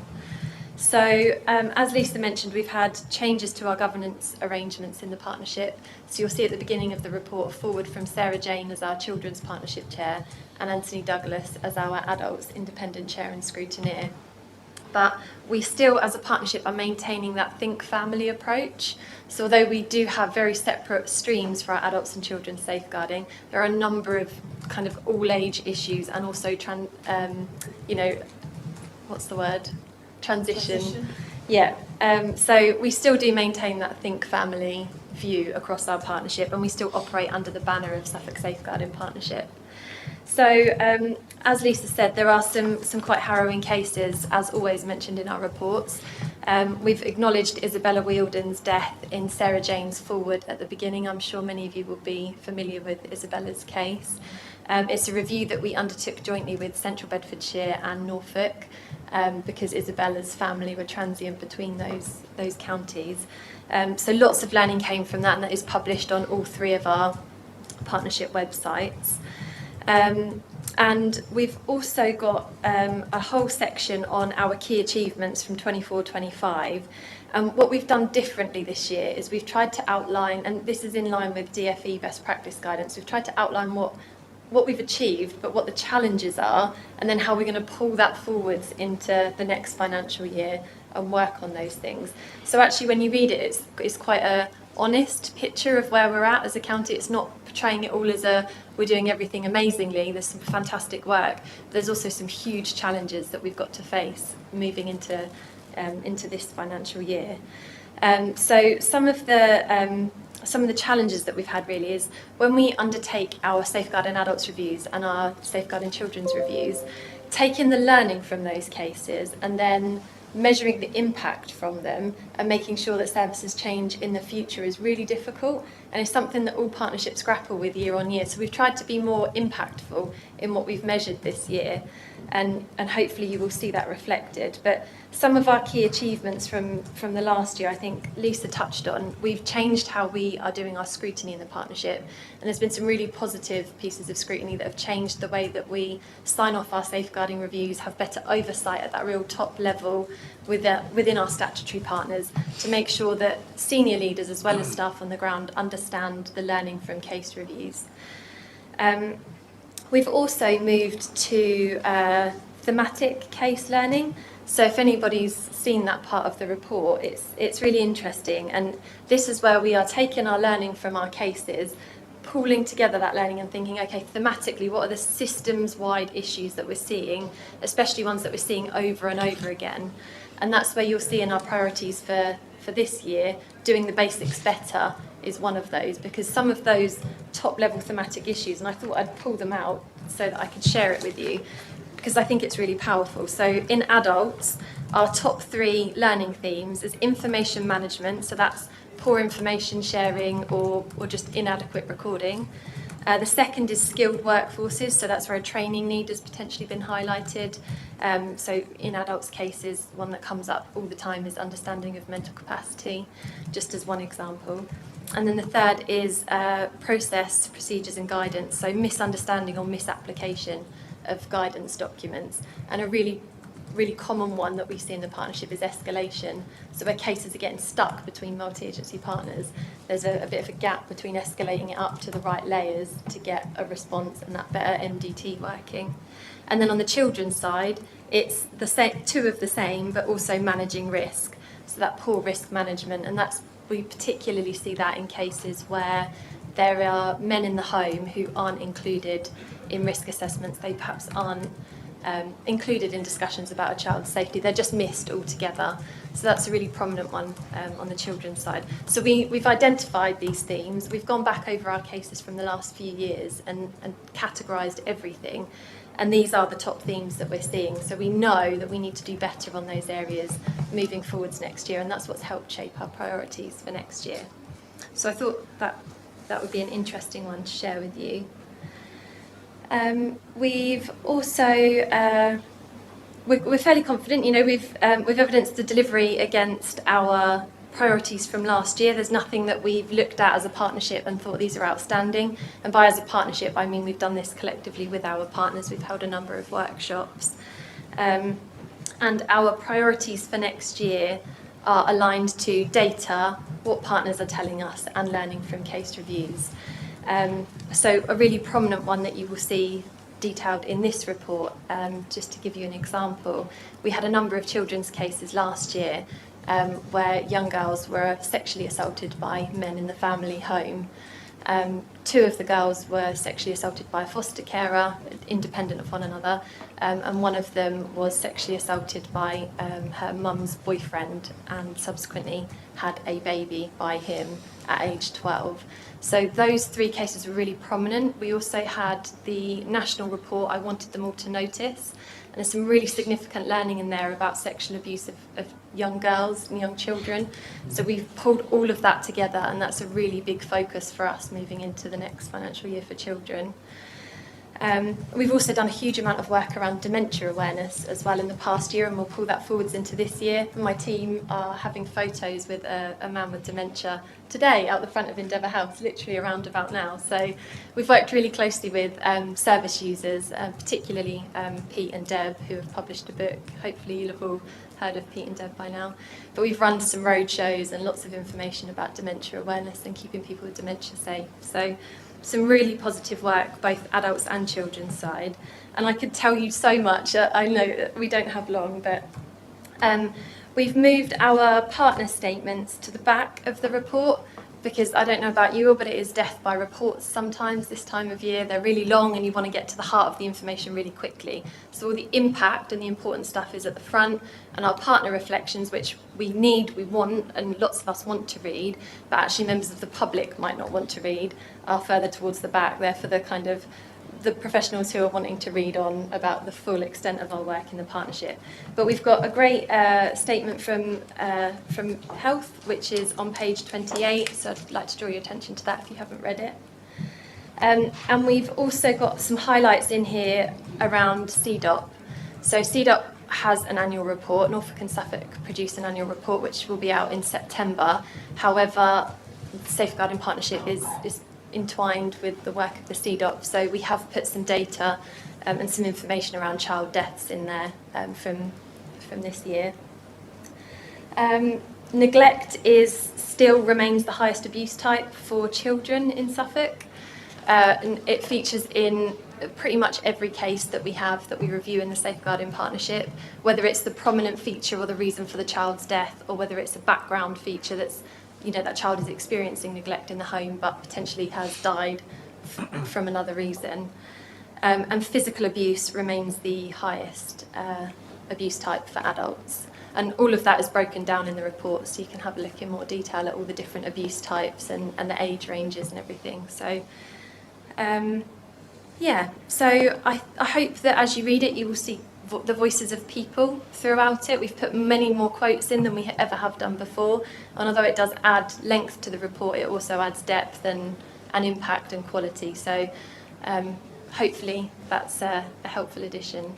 So today I'm seeking support and sign off this annual report. We're taking it to SCC's cabinet this afternoon as one of our other statutory partners for sign off. So welcome any questions anybody has on the content. Sadie, thank you very much, and for a very insightful and information-rich report as well, which is actually very readable, so data well presented. Thank you very much. Any questions from colleagues? Ruth? Not so much a question, but thank you very much for the report. It is extremely readable and really helpful. It's around the sexual assault and young people. As the mother of teenage girls and a boy, I'm really conscious that it's a very, very different world to when I was young, and it's very challenging for young people. And there is I have a lot of concern about the environment that they're living in and the kind of algorithms that get targeted towards one side and the other. And now I don't expect you to fix this, but obviously, is that something that the safeguarding team are conscious of and working with children's services and particularly education, I suppose, about? Absolutely, yes. It's a real concern, and we've just founded an education subgroup within the partnership, and it's the first time that we've brought education sector partners together underneath the Safeguarding Children's Board with the view that they can feed into and the Safeguarding Children's Board can feed out to them, so they almost have that direct link to our DSPs within the partnership, so that senior level. And one of the things that they've been raising is the complexities of the concerns around this issue in schools. Like you say, the harms online have just posed so many more issues for schools than ever before. One of my professional advisors about 2 weeks ago went out to an education setting, one of the schools that was involved in one of these girls' cases, and they ran a session with young people around sexual safety and understanding the risks, what their views of it were, and what came out of that we've got to now turn into something that's usable. It was really insightful, really eye-opening. So we are, yes, in short, working with the education sector specifically, and I'm sure CYP will be part of that as we move forward. So yeah, it's a really challenging. Yeah, it is a very challenging issue, and it's not just a local issue. It's a national, if not an international issue, isn't it? Especially with the targeted algorithms. Yeah, a lot of work on that. Thank you, Ruth. Lisa, and then Elaine. Lisa. Thank you. Just also to say, obviously, we received the Casey audit on group-based child sexual exploitation, and we have commissioned our scrutineer to examine our processes in Suffolk. We know we do have child sexual exploitation in Suffolk, but we are looking at how the partnership works against the recommendations within the audit to make sure that we are working as effectively, and also to understand where we need to work better. Thank you, Lisa. Elaine? Yes, thank you for the report. Some parts of it very difficult reading. but I appreciate the way it's been handled, actually. It must have been quite difficult. Not a question so much as just a reflection, given some of our earlier discussion around partnership working. I did notice one of the comments that said was going well was workforces feeling empowered to work across agencies. And I think that is something we've heard in the past, where agencies not necessarily collaborating can cause problems. So to me, that was really good to hear. Yeah, some foundational things working really well there. And I thought just worth, given our earlier discussions on partnership working, the importance of that. Thank you. Yeah, thank you for raising that point, Elaine. It is important to us and indeed to the people we serve ultimately, isn't it? So good spot, and thank you very much. Frida. Yeah, thank you for the report. I just wanted to touch on just briefly, you sort of skimmed slightly over ethnicity in the report, and I just wanted a bit more detail on the significance of ethnicity in the outcomes of your safeguarding report. Yeah, in adults it's not as significant, and we want to understand why that is, whether that's because we're not getting the cases referred into us for those people, or whether those cases just aren't there. We definitely seem to see a white British background for the safeguarding adult reviews, not entirely, but on the children's side it is a bit more diverse. So a very prominent case last year was Louise Nash, and she was dual Indian and British heritage, was murdered by her father. It was a very prominent case. But within our partnership, what we're trying to do is weave in, because we talked about doing equality impact assessments for our reviews and for our significant pieces of work. But in our case review panels, the discussions have been that they want to weave that into everything that we're doing. So we've always got a focus on ethnicity. So we started recording it more. We started asking for data more. And in the report, we've talked about it from the CDOC perspective, about the disproportionate number of babies from certain minority groups that have been killed. And as I understand from my CDOC colleagues, that will be gone into in more detail in their report.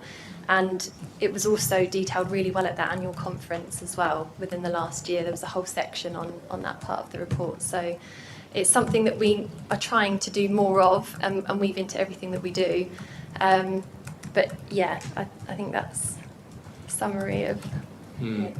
Frida, perhaps that's something you'd like to pick up definitely. outside the meeting, would you? I'm quite interested in terms of benchmark on national figures in comparison to percentage of your white versus non-white ethnicity percentages and see where you are. Because I think it is something that we need to think about in areas which have a predominant white population. Doesn't mean that we should miss because we normalise and then we miss the ethnicity. Whereas in pockets of high ethnicity, it's much more. It is, and in the so when I was going through the children's data for this report, it comes up really low about children from different minority groups being impacted. However, it's also 1 in 5 school children are non-white British compared to 1 in 3 for England. So we do have, in Suffolk we do have to really focus on that. I just wonder how much is being missed. Yeah, complex picture. But it'd be really good if you pick that up in more detail with Sadie outside the meeting. Okay, so colleagues, we're asked to actually receive a note, but endorse and support. Yes, please. Really. Are we content to endorse the report, support it in appropriate words? Yeah? Everybody happy? Great, thank you. Thank you very much. Thank you, Sadie. Thank you, Lisa. Now, colleagues, you've actually sucked out the time that I was hoping to give you a break with a coffee break. So I think we're going to continue, unless anybody is absolutely desperate to stop. If we're going to finish on time, we're going to keep going. Are you okay to keep going? I'm going to pop to the loo, if that's okay. I saw a number of other faces. Do you want a 5-minute break? But then we've got to go really fast when we come back. We'll have a 5-minute break. We'll come back at 10:47. 10:47, please.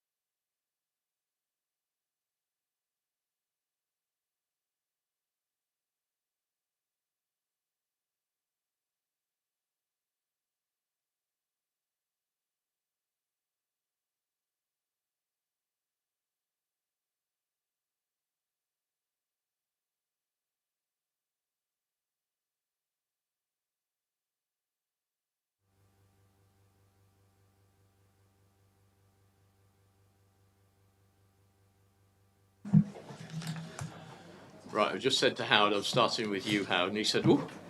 So, with that, are you ready for it? Go on. Finance. Oh no, it's not.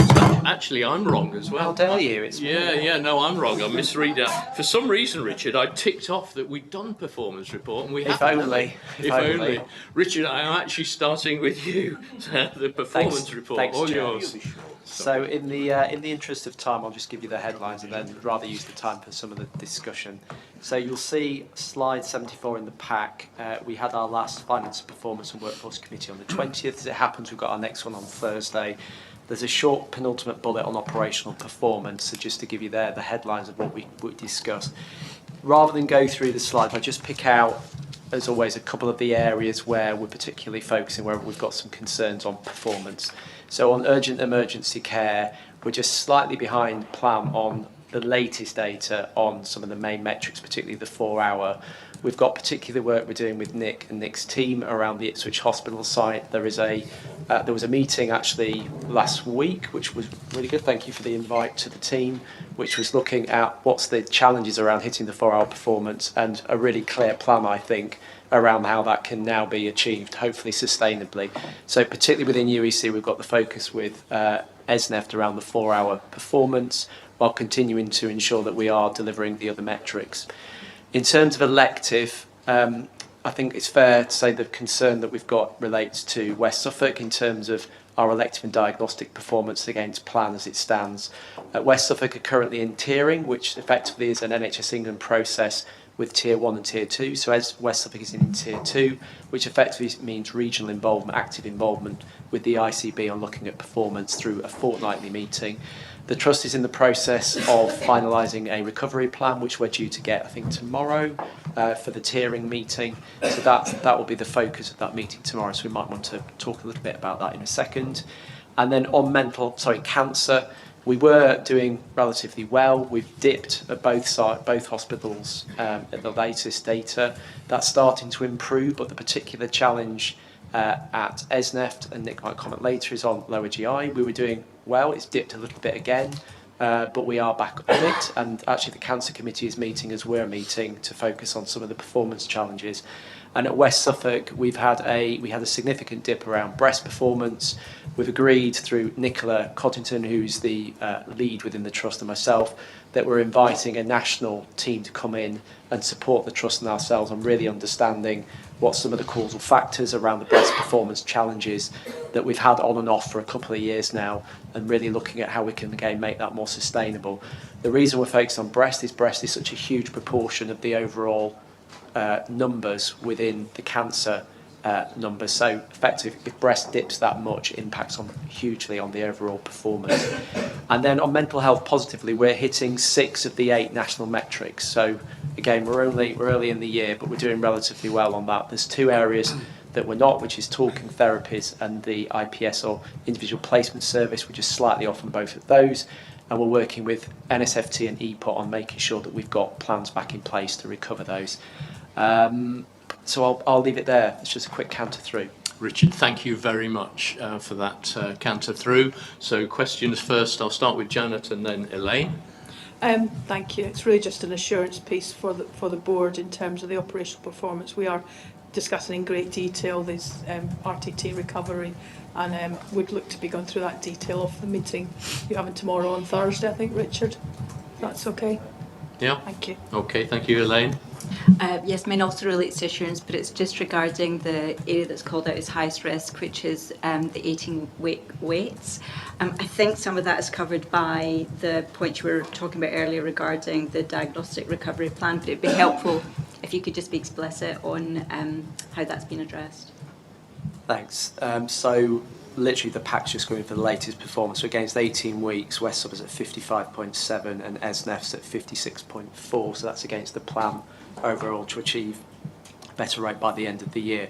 We've got lots of actions underway, as you can imagine. So there's specifically with West Suffolk, there's a recovery plan that I discussed earlier that we'll be going through at the tiering meeting. ESNEFT are on plan against their elective outcomes at the moment. More broadly than that, I guess there's 2 or 3 kind of key elements that we're working through. The first is additional capacity. So we've got the work that we've done through ECOC and the work we're doing through Newmarket CDC to bring extra capacity into the system to help with 18 weeks. Secondly, then we've got trying to make what we're doing more productive. So that's the work through what we described earlier with the performance and the productivity board and the programme that we've got into place.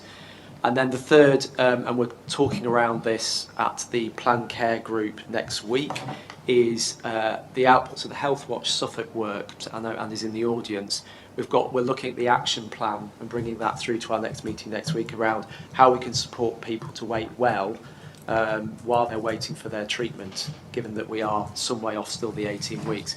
As part of that, we're going to have a public awareness campaign throughout September in the lead up to winter to focus on waiting for planned care and how to wait well. So building on the great work that Andy's team have done. And there's loads more, but effectively Planned Care Group has got the oversight, and then as Janet said, we've got a performance committee that will be going through some more of the detail. Okay, Thank you. Liam, thank you very much. Nick? A couple of comments if I may, Chair. I mean, some of you may have seen in the Health Service Journal yesterday that Colchester has received concerns from the visit, announced visit from the CQC around ED. And just a couple of points I'd like to make, as I made to the CQC, is that firstly, we made a decision as a system that we would manage the risk of capacity in corridors. Nobody's happy with that, but we did make a decision collectively that the risk for looking after somebody in a corridor was less than the risk of somebody being unattended at home without an ambulance. So I just want to make that point, because the criticism from the CQC, and it's my accountability, it's my responsibility. I take that seriously, and I'm not in any way suggesting the CQC were wrong in their criticism, but it is a decision that we made as a system, and that will happen. The other criticism we had, as you would have seen, is that some of the staff were not trained to care for mental health patients in ED. We regularly have up to 10 patients waiting for a bed on the Colchester site for mental health beds, and so again that is something that we need to address as a system. The final point, just around electives, is that we cannot ignore the risk that we will have to manage towards the end of this month, and possibly, if you read some press, for several years to come around junior doctor industrial action.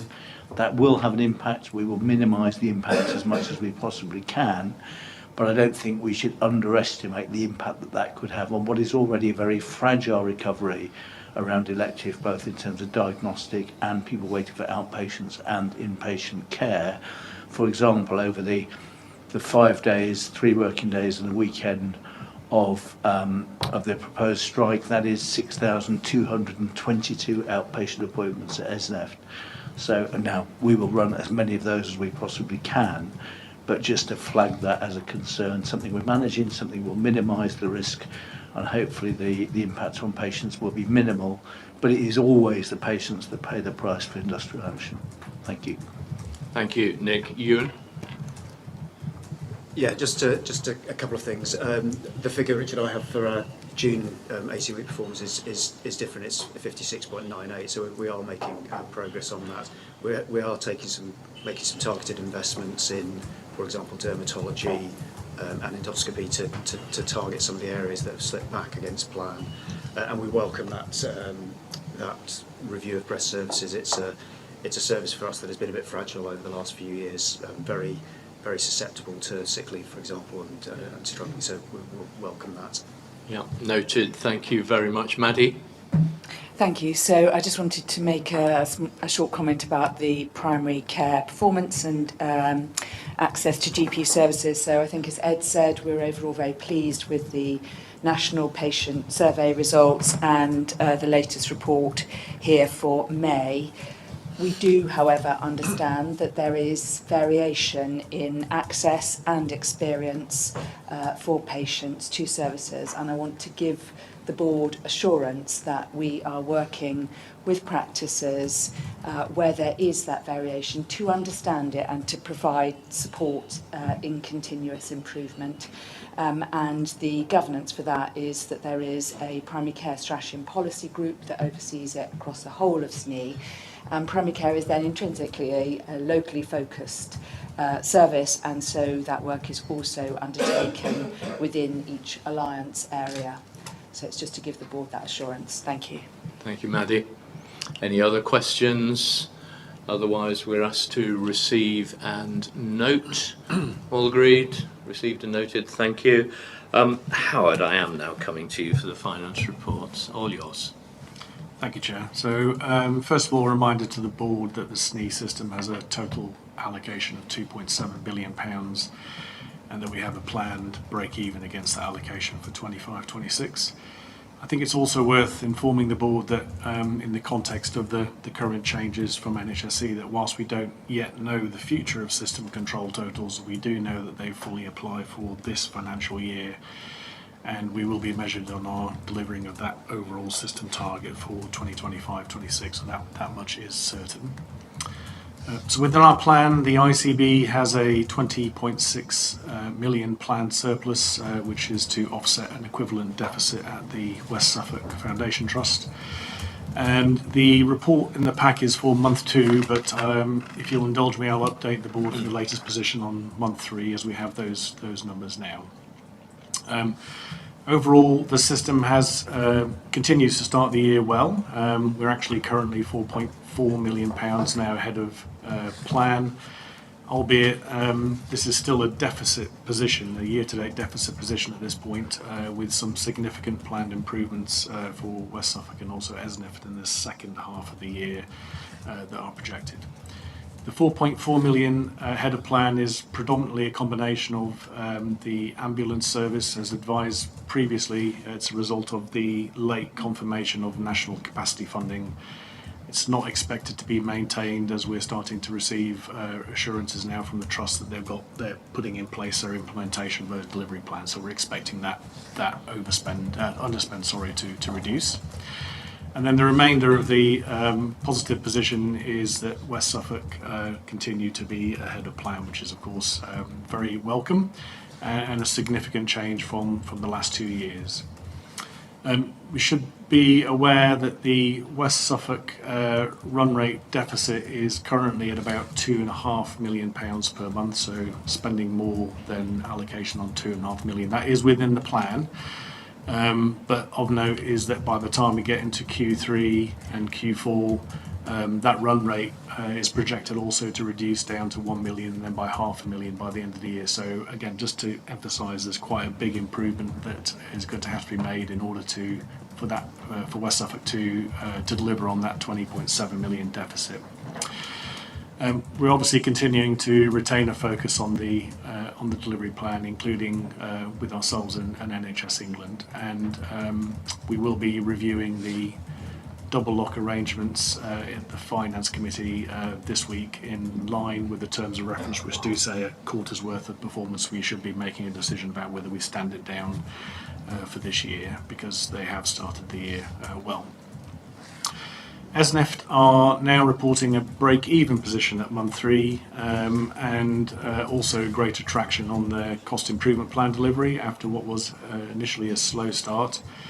Again, similar to West Suffolk, there is an expected improvement in the trust run rate expected from Q3, with a particular link to the electronic patient record implementation that the trust are working with, expected to go live later this year. I think it's October, isn't it, Nick? Yeah.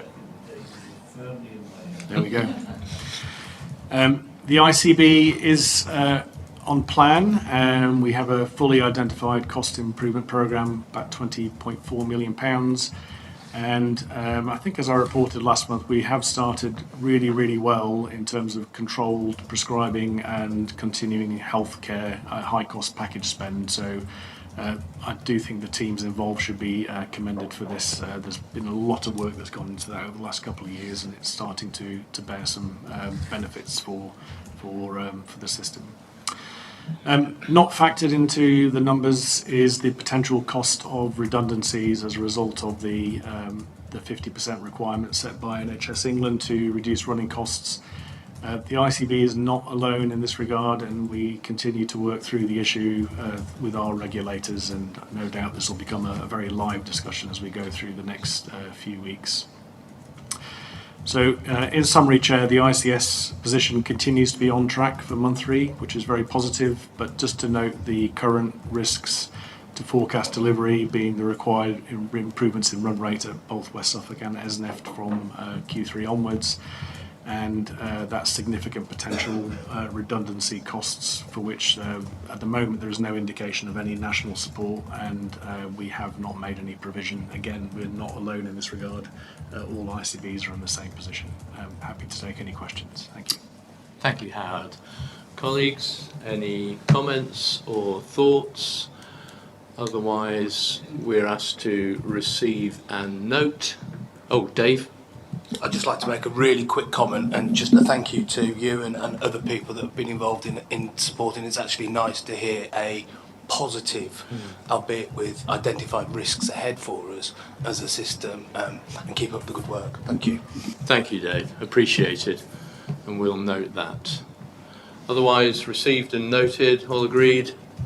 Lovely. Thank you very much. In which case, item 12, no, hang on a minute, 13. Why can't I read my notes this morning? ICP update, Susanna. Okay, so we've already received an update on the NHS plan from Richard, who's very keen to include in that the specific item in the NHS plan about the future for ICP. So I just want to go back to that momentarily. So the point in the NHS plan and the accompanying letter from Minister Karen Smith MP to ICB co-chairs was that ICPs will no longer be required to be a statutory feature of integrated care systems. And the letter basically sets out that it's really down to local decision about how to proceed from this point forward. So obviously we need to do that on a partnership basis. We need to do that on a partnership basis with partners both geographically, so working more closely obviously with Norfolk, so across Norfolk and Suffolk, and working across Greater Essex as well. And it needs to be a conversation that it needs to involve all partners in the integrated care system as well. So we're planning to take forward some discussions about where we go from here this autumn. In particular, thinking about the learning from Suffolk and North East Essex and involving perhaps some support from the King's Fund, who have been really keen to point out the learning from Suffolk and North East Essex and how to balance that with perhaps alternative approaches that have been taken elsewhere. Linked to that, we've already also mentioned the future around Health Watch, and as is said already, there's not that much information at the moment about how to take some of these areas forward. But really importantly, there was the report I think published just over a week ago from Penny Dash talking about patient safety, which talked about the importance of the ICBs going forward, working closely with Health Watch. We already have a really good and strong relationship with Health Watch Suffolk and Health Watch Essex, and I think it's really important that we take that forward and we get some clarity about how what our options are in terms of moving that forward. So those are just some points around change. Just a couple of other updates. Already mentioned this morning has been ICS Awards ceremony, which took place last Friday. We had 93 finalists. They represented all parts of the NHS, all 5 of our NHS provider trusts, the ICB obviously, local authorities, all parts of primary care. So it was really great to see some pharmacists shortlisted there, general practice, and of course our voluntary community sector as well. Thank you very much, Nick, to Bethany Potter from Essex, who made me cry. And also, it was fantastic to see Priscilla Lizenda from Norfolk and Suffolk Foundation Trust awarded the winner as Inspirational Leader as well. And then many, many more. But I do want to mention in particular the achievements of Health Watch Essex, who won 2 categories actually around their Fellow Forum and also from learning from data, knowledge and intelligence around work around maternity as well. And there are many, many others as well. Over the summer, my team are supporting, there's obviously a large number of staff across all sectors at the moment affected by change, and we're delivering Summer School, Integrated Care Summer School, which is a programme of different themed workshops running community venues across the patch. They're around generic themes around system working, managing relationships, culture and leadership, evidence-based working. They've proved really popular. We've capped it at 40 places per session. We're running each of them on a repeat basis, and actually we're running out spaces now across those workshops. So be quick if you want to be part of that.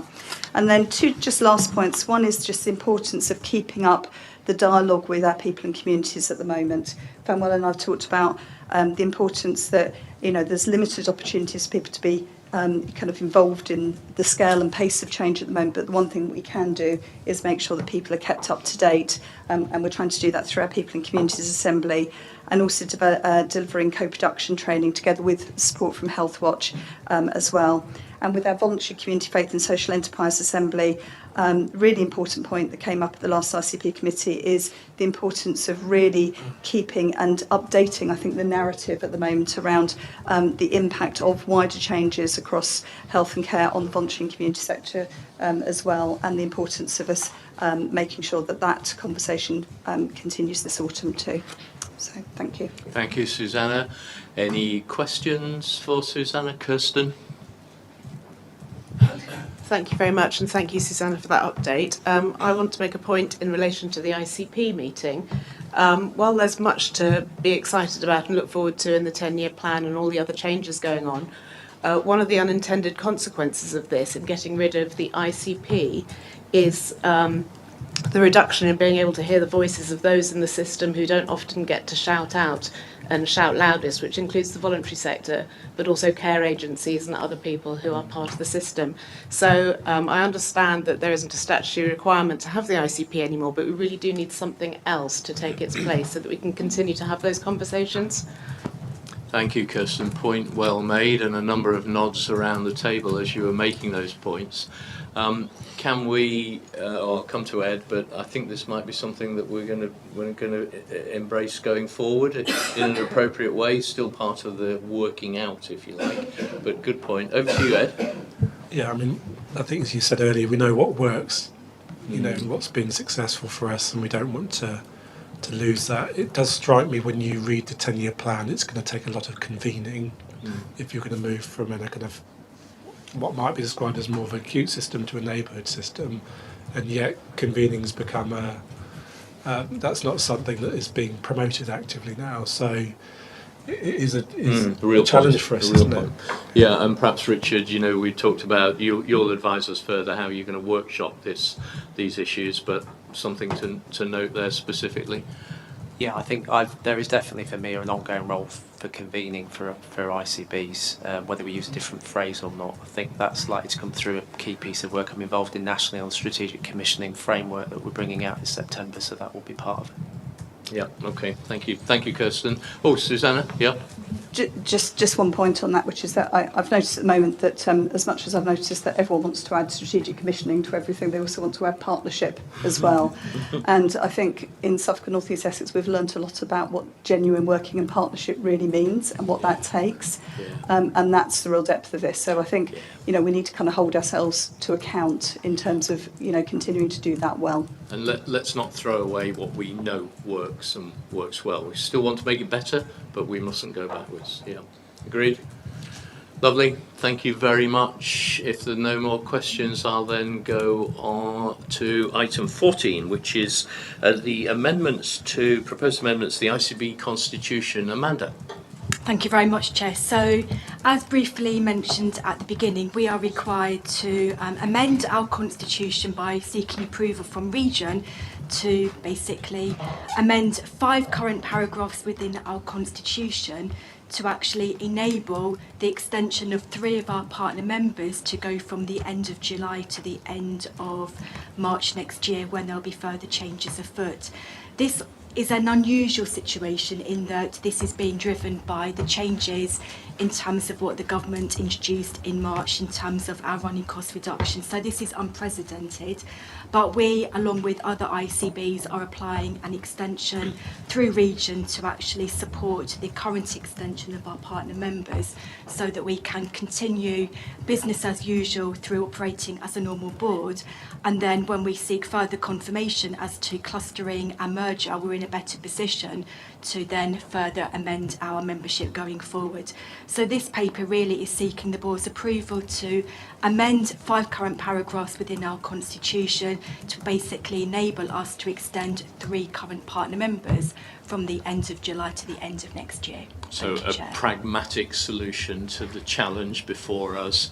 Is anybody, let me try and cut to the chase, anybody against doing that? Shall we take it as unanimous approval, recognising the pragmatism needed in the current situation? Agreed? Agreed. Thank you very much. And then, Amanda, I'm sticking with you for the BAF update, please. Thank you very much, Chair. So here we have our current board assurance framework, where we have identified 14 current strategic live risks, which continue to be updated, reviewed and monitored by the appropriate director lead. There's a few updates that I'd like to bring to your attention, notably risk number 34, which we have recently added, which is regarding the very live issue that we're all dealing with in terms of the unprecedented organisational change. That is being reviewed, updated accordingly, reflecting what we are doing locally, but with significant input from national and regional teams. We are also talking through that live risk with our colleagues within Norfolk, as well as other ICBs across the region. So there is more to come on that, but we're keeping it very much alive and updated as we navigate through unprecedented times. In terms of the freedom to speak up, that has been on our assurance framework for some while, and at the last review it was agreed that we should now de-escalate so that we now actually keep that on our corporate directorate risk register. And the reason for doing so is that we think we have got good control and grip in terms of how we deal with freedom to speak up. And from the beginning of April, we have new approvals in place and more assurances, and we've actually extended the offer to the whole of general practice, and that is being monitored very closely with regular reports going to our audit committee. The next risk I wanted to reflect is on the RAC and possibly changing it to the new hospital programme going forward. Now this risk, number 31, is actually being discussed at the System Estates Committee next week, where we will continue to receive assurances in terms of the West Suffolk FT approach to managing its RAC. But recently we have been working with regional colleagues on a wider RAC issue pertaining to the whole of our pod estate, and through a benchmarking or desktop review rather, we have received significant assurances that everything pertaining to RAC is being managed appropriately across the system. So when we actually discuss next week, we are going to potentially consider updating and reviewing and rewording how we position RAC to reflect the ongoing challenges and significant good work that West Suffolk have done, but potentially move it into the new hospital programme as we move forward. And then as an aside, in terms of the wider risk management approach, as we'll be aware, we have had the Risk and Resilience Group in place for just over 12 months, significant representation across all directorates, and we're pleased to actually extend our work now moving forward to reflect our close working with Norfolk. So Norfolk colleagues are going to be invited to that forum when we meet in the next week or so. So we are obviously wanting to evolve and keep that fresh as we move forward. I will pause there, Chair, but very happy to take any questions. Thank you, Amanda. I've got two so far, Fanwell and then Nick. Thank you, Chair. Thank you, Amanda. Just a minor point on risk 10, access to primary care. It makes reference to progression of the primary care group in common on the governance processes. We have moved on from that when we've now created the primary care policy and strategy group. So it's just sort of updating that action. I think it's closed. Good spot, Fanwell. Should we take that as an update for the next version, Amanda? Thank you. Nick? Just a suggestion to strategic risk 3 in terms of 18 weeks. Do we want to add to that the potential for industrial action? Because that could have a significant impact on. Yeah. But I mean, hopefully it'll be minimised, but we'll see. It's got to be there though, hasn't it? Yeah, agreed. Thank you. So any other questions? Otherwise, we're asked to approve, and I think we're approving subject to the proposed changes and the next steps as Amanda articulated, particularly around RAC and other issues. But do you want to come in on that, Ewan? Yeah, go on. Yeah, but I think, I mean, clearly we have completed our fail-safe work, and that does impact on the risk, but that doesn't mean the risk has gone away completely. No. And of course, with the clustering of ICBs, we will be in a system then with 3 RAC hospitals. So, and there are a number of years before any of those hospitals are rebuilt. So I think we need to make sure we keep some eye on the potential risk that sits there. Good point, and I think the board completely accept what you're saying there. Risk managed, but not gone away. Yeah. Okay. So with those comments, everybody happy to approve? Great, thank you very much. In which case, item 16, committee minutes and highlight reports. There are 4 in front of us here: the Strategic Commissioning Highlight Report, Audit Committee, West Suffolk Alliance, and the Quality Committee. Perhaps I could first of all just say, chairs or reps of any of those committees, do you want to make any comment or add anything to the highlights as presented? No. And then any questions for colleagues from board members? Otherwise, we're receiving and noting. Received and noted. Thank you very much. Attendance log, again, to receive and note. Any questions? Received and noted. Any other business? Is there any other business which has not been raised with me prior? I'm just looking around the table, so you wave to me if you have any. None notified, none at the meeting. In which case, thank you all. Let's then go to item 19, questions from the public. Now, Simon, I'm going to need your help here and make sure I've got this right. So, Mr. Benson had a question that was in the sheets prior, but Mr. Benson, you've withdrawn that question, but you're going to ask a different one at the end. Okay, so that question withdrawn. Mr. Dooley, there are 3 prior questions from Mr. Dooley, and I think you've got another 2 that you want to raise at the end. So, Simon, are you reading out Mr. Dooley's questions? Yeah, happy with that? Okay. Sorry, I fully agree that I could prioritise this additional question and then take the 3. So it's up to you. Yeah, you'll need a microphone though. Thank you. Okay. Okay, first of all, I'd like to thank you, Chair, for allowing me to raise this question, because clearly it's not on the agenda, but I believe this is a very important issue and one that needs to be considered. So I'd like to thank you for your interpretation of the rules of the meeting. On May the 2nd, 2025, Amina Rawat, a consultant psychiatrist at NSFT, emailed Caroline Donovan regarding the ongoing genocide in Gaza and invited Caroline to respond to her email, which contained a number of proposals that NSF could take. On July the 2nd, Amina sent a follow-up email as she hadn't received a response to her original. However, I understand there was a leadership meeting the other day of NSF staff at which Amina personally spoke to Caroline, who agreed to respond as a matter of urgency. There were apparently 350 attendees there. Sorry. It is Amina's view, and her email has been signed by more than 160 health workers and service users, that more and more health organisations will be calling and should be calling on the government to end the health crisis in Gaza and the current deliberate famine of those in Gaza themselves who haven't been killed already. She's asking that NSF to pave its way to being one of the first, if not the first, NHS trust to do so.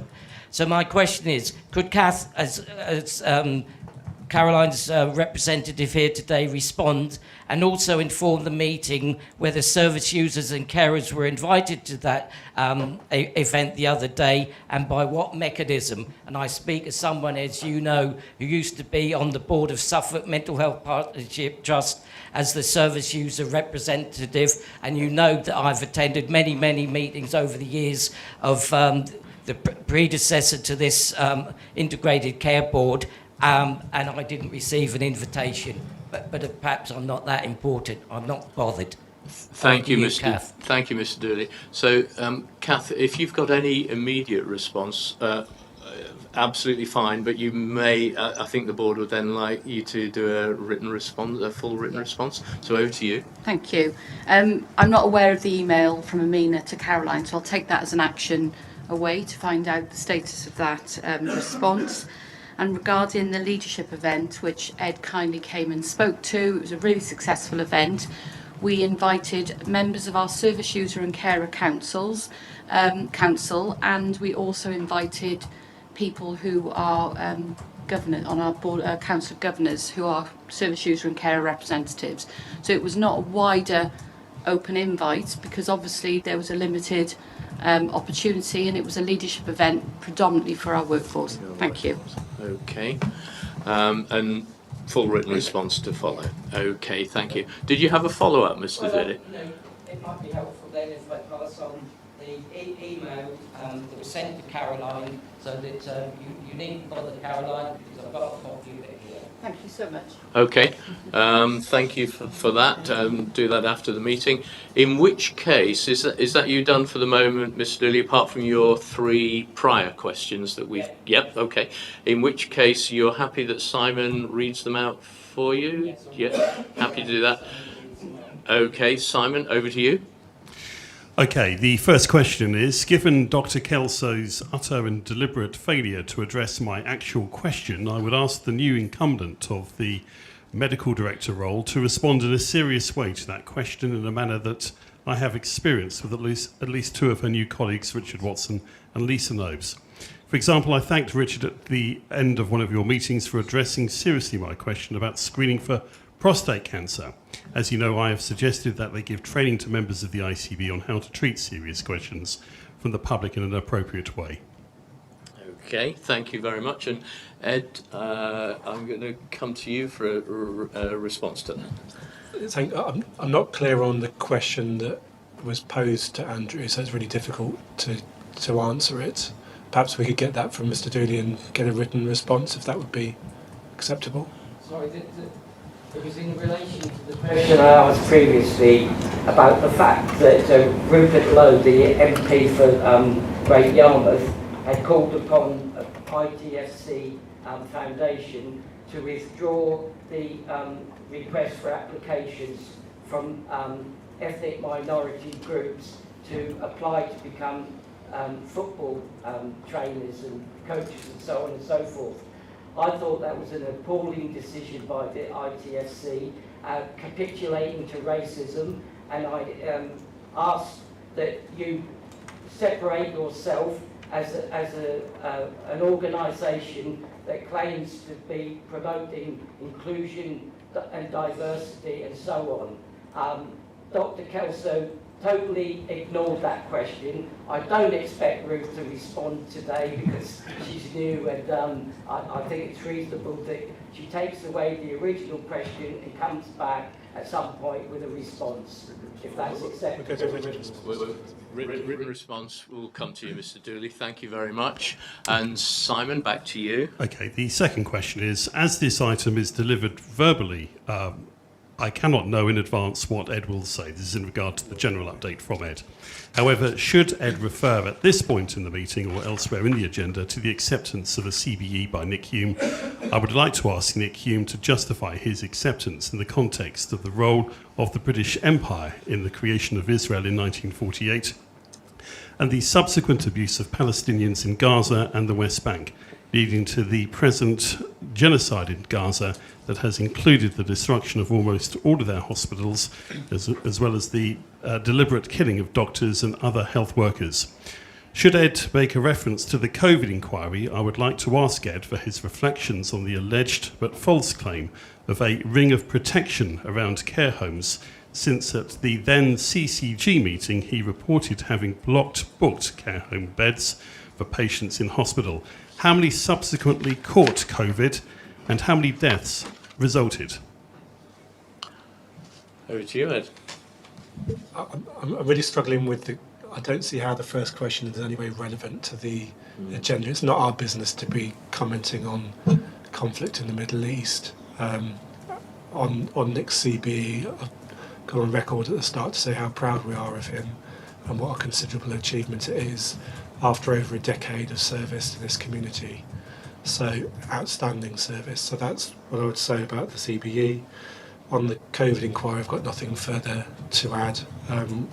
The specific factual points we could perhaps pursue if that was possible, Simon. but I do think we need to keep questions to the agenda. Okay, thanks, Simon. And final one, please.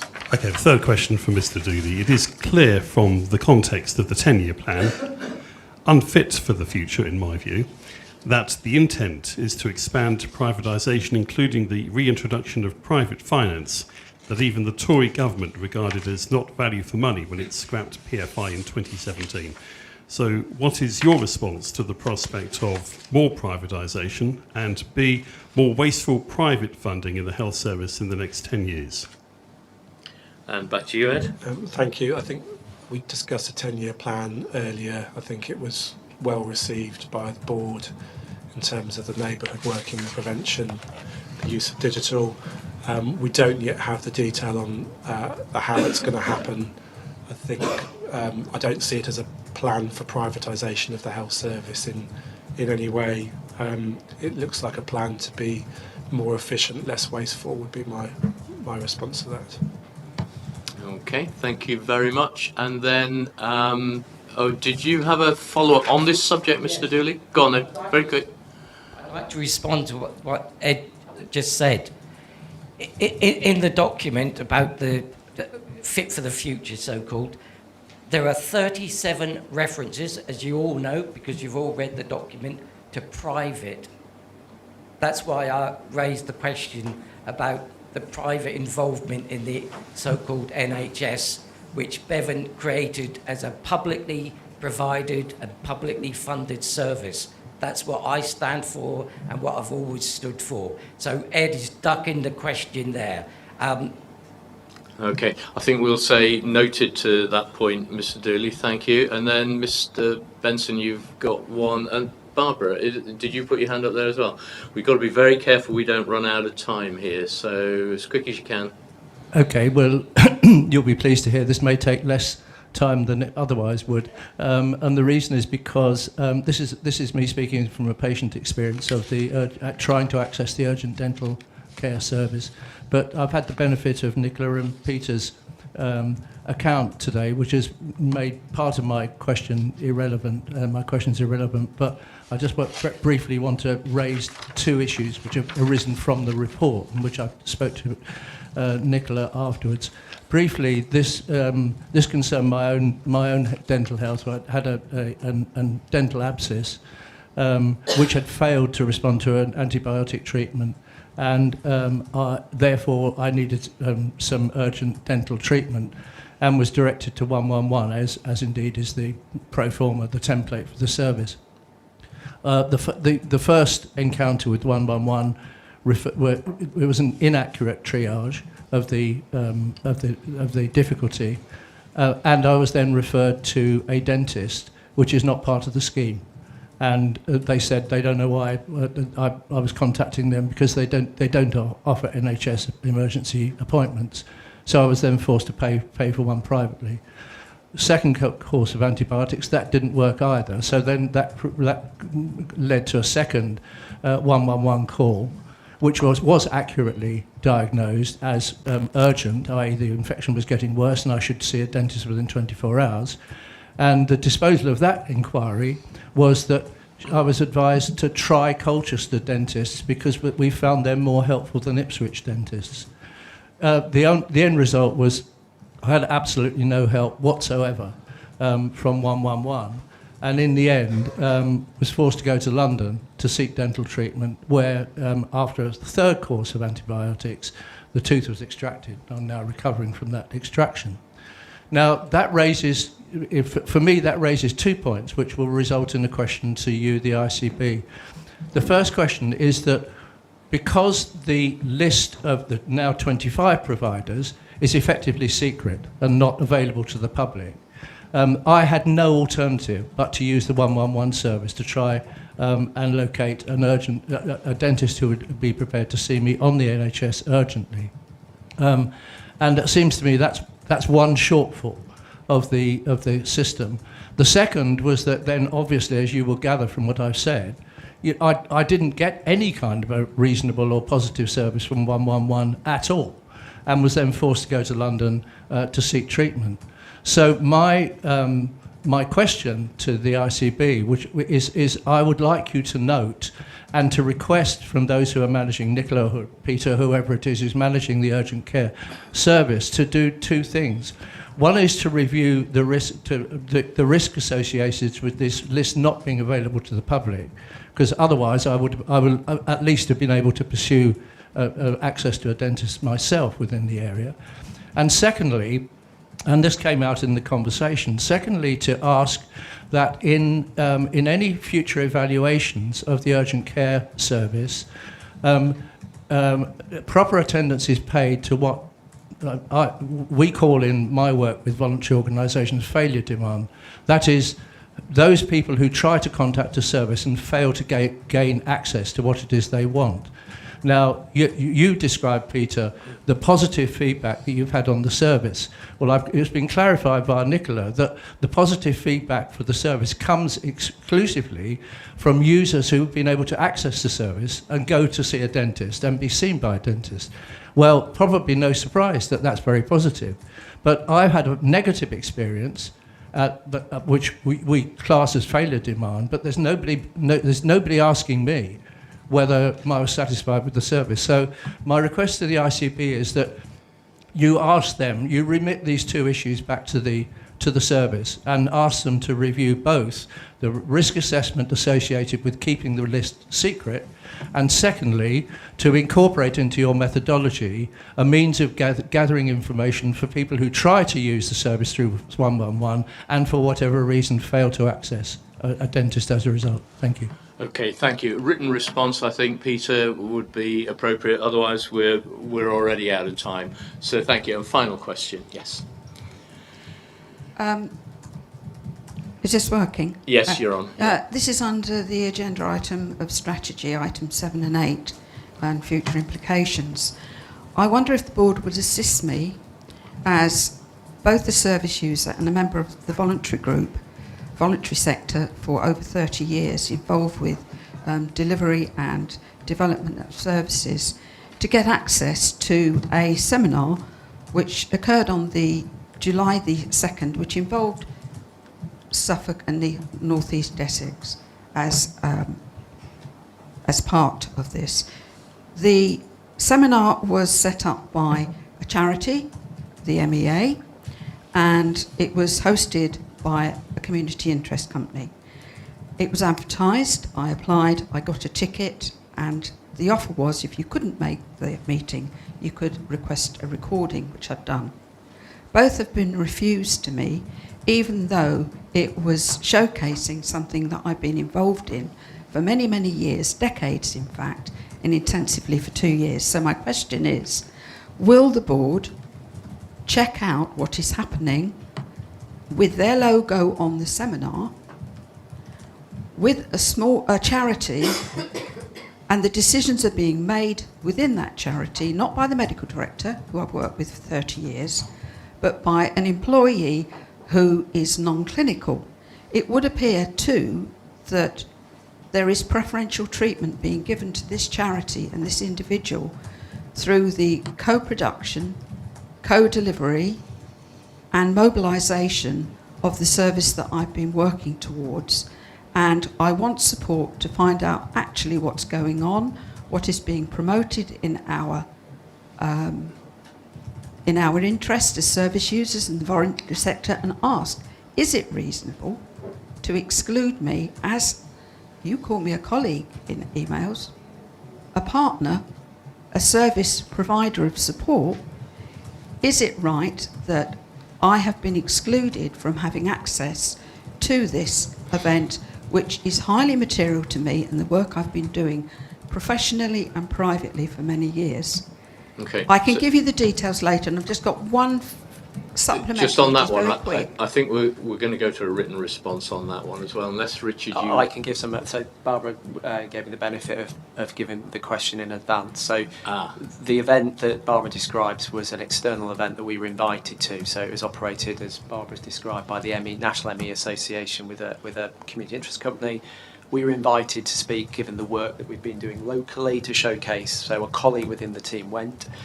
Just to say that we were not endorsing the community interest company and some of the views that they were expressing. We were there specifically for a defined item, and we had that conversation in advance with the ME Association. So we attended the yes, event. Yes, we were invited to attend an external event for a event. specific item to showcase the work that we've been doing locally. I'm happy to have a conversation with the organisation in terms of just clarifying the access to the recording of the event, but ultimately it's not our decision, it's an external event that we were invited to attend to showcase some of the work that we're doing. Thank you, Richard. And your second question, Laura? This is welcome to our new medical director, and it's regarding planning and public health.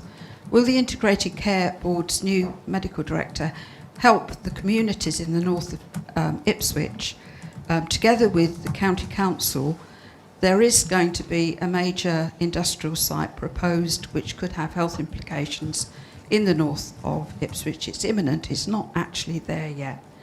What we want is assessment of air quality, noise and vibration, and we have the opportunity to speak with the East Suffolk Council Environmental Protection new manager, who's going to do a scoping meeting which the ICB could attend if they wish, or give some input to, so that when the application, which will have profound impacts on public health and public safety from roads and things of that kind, you're in the picture and you can assist and give a reasoned response. We want a health impact assessment insisted upon. It should happen anyway, but there seems to be some reluctance from the council sometimes to issue the offer, as has happened with some of the others. Again, written answer, I think, for this one, unless you've got an immediate response. So no, I'd be very interested in hearing more, and then we can consider a response. Thank you. Okay, good. Okay, thank you very much, everybody. I'm so sorry we had a 10-minute overrun, but a really rich debate today. Shall we say, meeting closed. Thank you very much all. Let's have a 15-minute break before we restart in private session. So 15 minutes, everybody. Happy? Yeah, let's do that. Okay, thank you very much, everybody. Meeting closed.